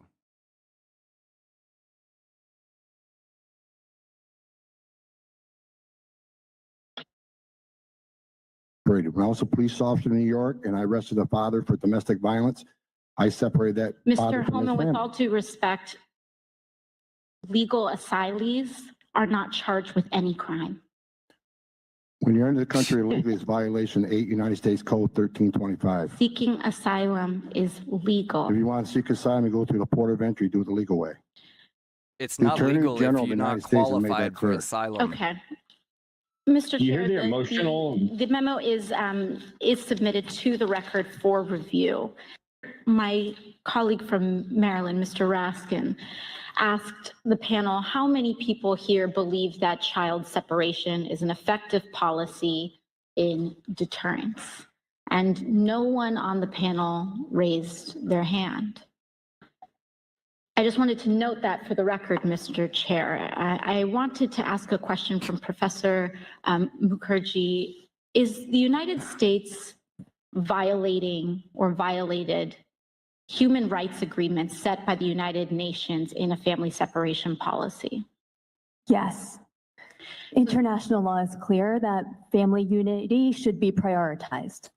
So international law as has members of the United Nations, no bearing on the United States and means literally nothing. And we don't separate families that are being deported anyway. So I'm not sure how that's even relevant. No. That's how they get the two-way thing. They're like, kids in cages. Oh, you're separating them. Oh, kids in cages. Oh, you're separating them. Yeah, like it doesn't. The issue is never the issue. The issue is always the cause. I mean, you can't say it enough with these people. Was it not? Was it not AOC that was at the border, not actually, visiting anybody, but crying about the kids at cages? Yes. Yeah. She posted and she acted like she sees kids over there, and it was like nothing. Yeah. I mean, just absolutely stupid. I can't get a bigger picture to open up. But talk about a stage dog shit stunt. Yeah. Anyway. Can you imagine? She just sees a fence and breaks down. Like any fence, Yeah. No white picket fence. Oh. All right, you want me to finish the insurrection thing?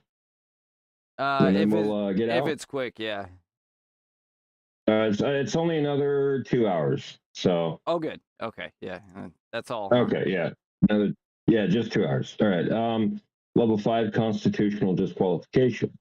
14th Amendment, Section 3. If a governor took an oath to support the Constitution, then engaged in insurrection or rebellion, they may be disqualified from holding future office, removed through legal proceedings, not automatic. This requires judicial findings, due process, often congressional or statutory mechanisms. What doesn't happen despite popular imagination? No instant arrest, no unilateral movement by decree, no military-style coup takeover, no skipping courts. Every step is designed to look lawful even to skeptics. That's the point. Why the process is intentionally slow, because the real danger isn't one rogue governor. It's setting a precedent where federal power moves state leaders too easily. Insurrection becomes a political label. The cure becomes worse than the disease. So the system trades speed for legitimacy. I can love that. All right, and the bottom line. A governor in genuine insurrection would face, in order, state impeachment or court action, federal injunctions and contempt, criminal prosecution, loss of control over state forces, federal enforcement if absolutely necessary, long-term disqualification from office. Okay, that's how you get rid of Tim Walz. Can take up to 3 years. Yep. That's exactly how much time is left. Yeah. Oh my goodness. Good news is he's already quit, but I don't, Yeah, well, no, he didn't quit. He just said he wouldn't go for. Yeah, he's not resigning. He's just not running again. But that might change too. We'll see. With any luck, it'll change. The thing is,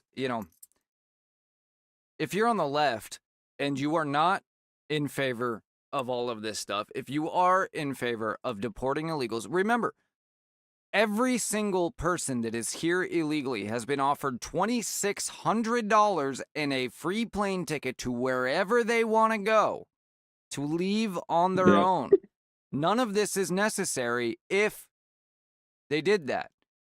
ICE is only going after the people that have deportation orders that are not supposed to be here.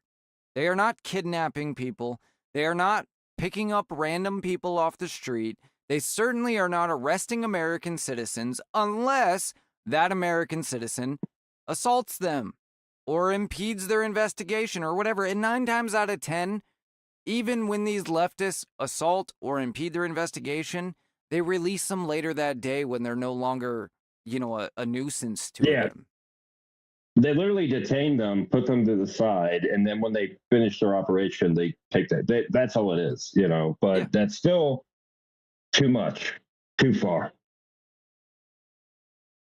You need to hold your own side accountable if you are not in favor of this, because if the right has to do it, it's not going to end good for any of us. No. And that means, No. when I say the right, I mean the Trump administration. I mean, every level down to the civilians. If you are on the right, please, for God's sakes, don't go to Minneapolis. Don't try to get involved with this. Let law enforcement handle it. And don't get caught up in being reactionary defensive. If an ICE agent does something wrong, be willing to admit that it was wrong, but always wait for the evidence first. Credibility matters. Don't be reactionary, like they want. Exactly. Like we were talking about the Minneapolis, like when they went to the church. That was by a BLM group. These are professional activists. Bringing it back. This is how they spend their time. They went to that church to provoke a reaction. Yeah. That's the entire reason they did it, and they knew exactly what they're doing, and they got me. They triggered that tribal protective thing. You're going after Christians. You're going after my people. And I got angry, and that was the entire point. Until I realized that was the entire point of them doing that. Do you have the book handy? That's why you turn the other cheek on a personal level, and it's an eye for an eye on a governmental level.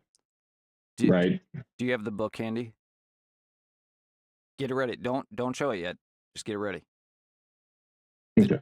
Credibility is what matters right now. When everything is a lie, when everybody is lying, trying to bolster their side, when everything is propaganda, there it is. Your credibility matters. So do not jump to conclusions. You don't have, it's perfectly fine to say, I'm not sure where I'm at on this. I haven't seen enough evidence. It's perfectly fine to say, I'm waiting for things to settle down before I decide. It's fine to say, I don't know. You don't immediately have to jump in for your side. It covers, in this book, written in 1927, by the way, by the nephew of Carl Jung, it covers that. It says you must force immediate reactions out of people, because if people have time to think about what the crap they're doing, they might not do it. They might go, hey, I think I'm being manipulated. Maybe I should not do this crime, Yep. And they really don't want that. They want you to react. Yeah. 100%. And that's why they go after the church. They want the reactions. They want the anger, because it just keeps piling up until we all get to the point where we go, how the hell did we get here? And it doesn't matter. I know anymore. it gets, and that's why it's hard to talk about this crap. I mean, in general, because it does make you angry. I mean, the stuff they do to provoke you provokes you. I mean, it's knowing that. It's being a step ahead. It's like playing chess, You move your piece out, you're moving your piece out to cover that piece. You have to plan for their next move, right? You have to see what they're doing. So when they take your knight or when they take your pawn, you don't go, know what's happening. You have a plan, and yeah. It's also worth noting, you can be nuanced in your decision. I can say what Kash Patel said about not carrying a gun to a protest is absolutely asinine and wrong, and also say that Pretty getting shot was justified. Doesn't mean I like it, but legally justified and good police work are two separate things. I don't know what to think about it. I mean, I really don't. Not yet. And even if I find that those cops reacted the wrong way, that doesn't legally justify delegitimize, legally justified is separate from morally correct. Right. But I'm just saying, even if I find it wasn't legally justified, Oh, okay. what they did, it doesn't take away from what ICE's mission is and Correct. what the Department of Homeland Security's mission is, and it Correct. doesn't delegitimize the entire federal government. This, like, it's like taking one, like I said earlier, like taking one cop doing one bad thing and then saying we need to abolish the police. Yeah, that you can have more than two thoughts in your head at the same time. Since I imagine that people that watch this show, generally speaking, are probably fairly aligned with us, my inclination is to be opposed to a government action. All hate watchers. Regardless Every of view what we it get is hate watchers. Definitely a lot of them. But my inclination is to be opposed to something the government did. And so the bootlicking thing, like, obviously when a leftist says it to me, it doesn't affect me, right? But it does. It is something that I don't like being criticized on if I feel it's legitimate, because I'm not a big fan of big government at all. But when the government is enforcing a law that is, first of all, on the books, and second of all, something that we asked them to do, which is what the entire election was about, overwhelmingly, it was immigration was the number one reason. Still is. And that's bipartisan, by the way. Yeah. You have that. It is. So, like, I think Even that today, CNN guy came out and he said 90% of the Americans that they polled are in support of closing the border and deportations. Only about 35 to 40% are in support of the way it's being carried out.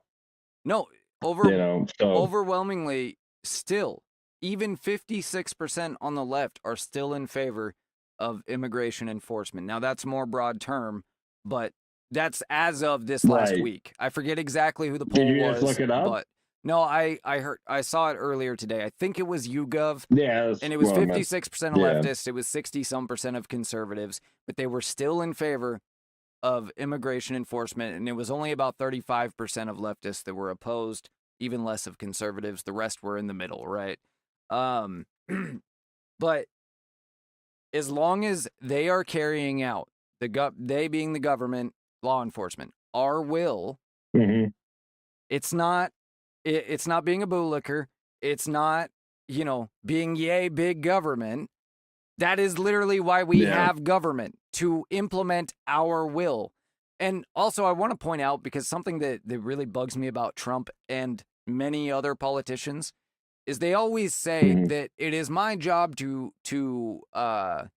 carry out the interests of the American people, or to decide things on behalf of the American people. That is not the job of a politician. The job of a politician is not to make decisions for us. It is to implement our will, our being the people. Yeah, they work for us. Exactly. We're not electing them in the sense of, I trust Trump's decision making on everything, therefore I'm electing him to just make those decisions.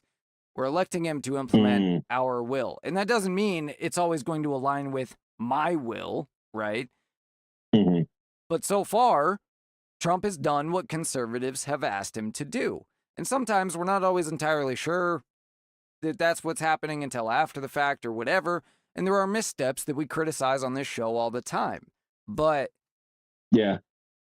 just remember that when you're voting for somebody, if they are the type of narcissist that is talking about, I'm going to do what's best on behalf of my people, that's not what you want.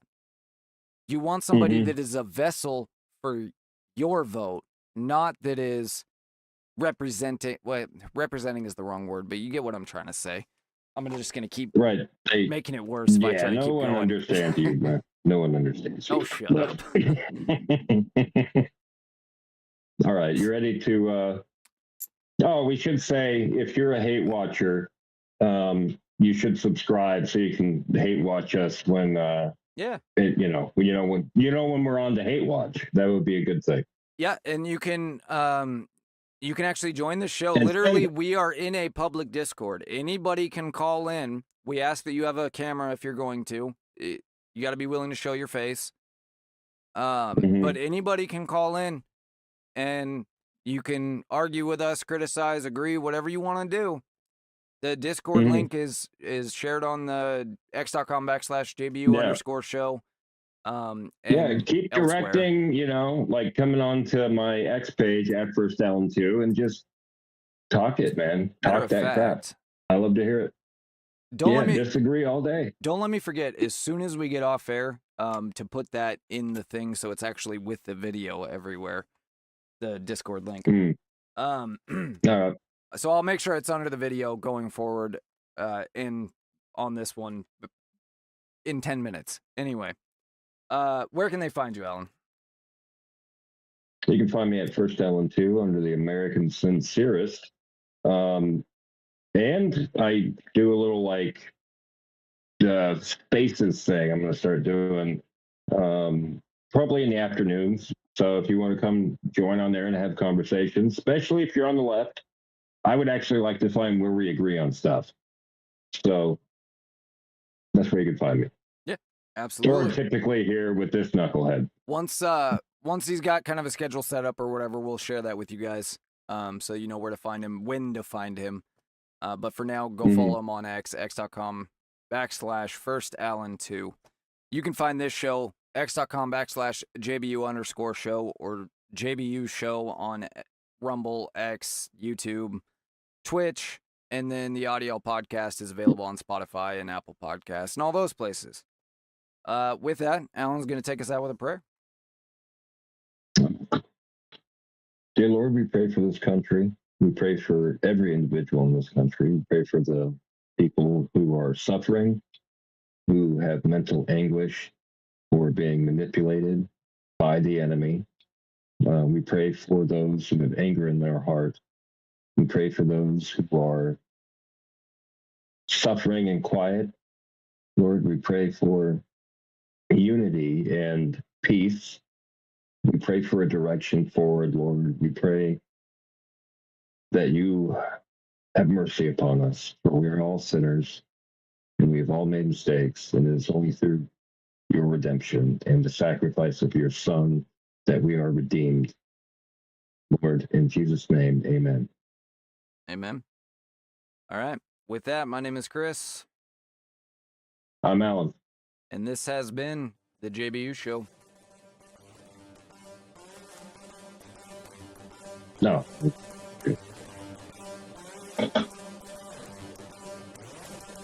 We need a shorter outro, bro. I mean, it has to be blah, blah, blah, blah. Yeah. Just kick it. Bye, bye, bye, bye, Maybe bye, the bye, next bye, one. bye, bye. Wait, I want to be a little bit louder. All right, you're good. This is only between us. This is just between us. This is just between us.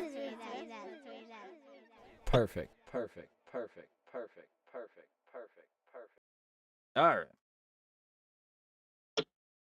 Save that.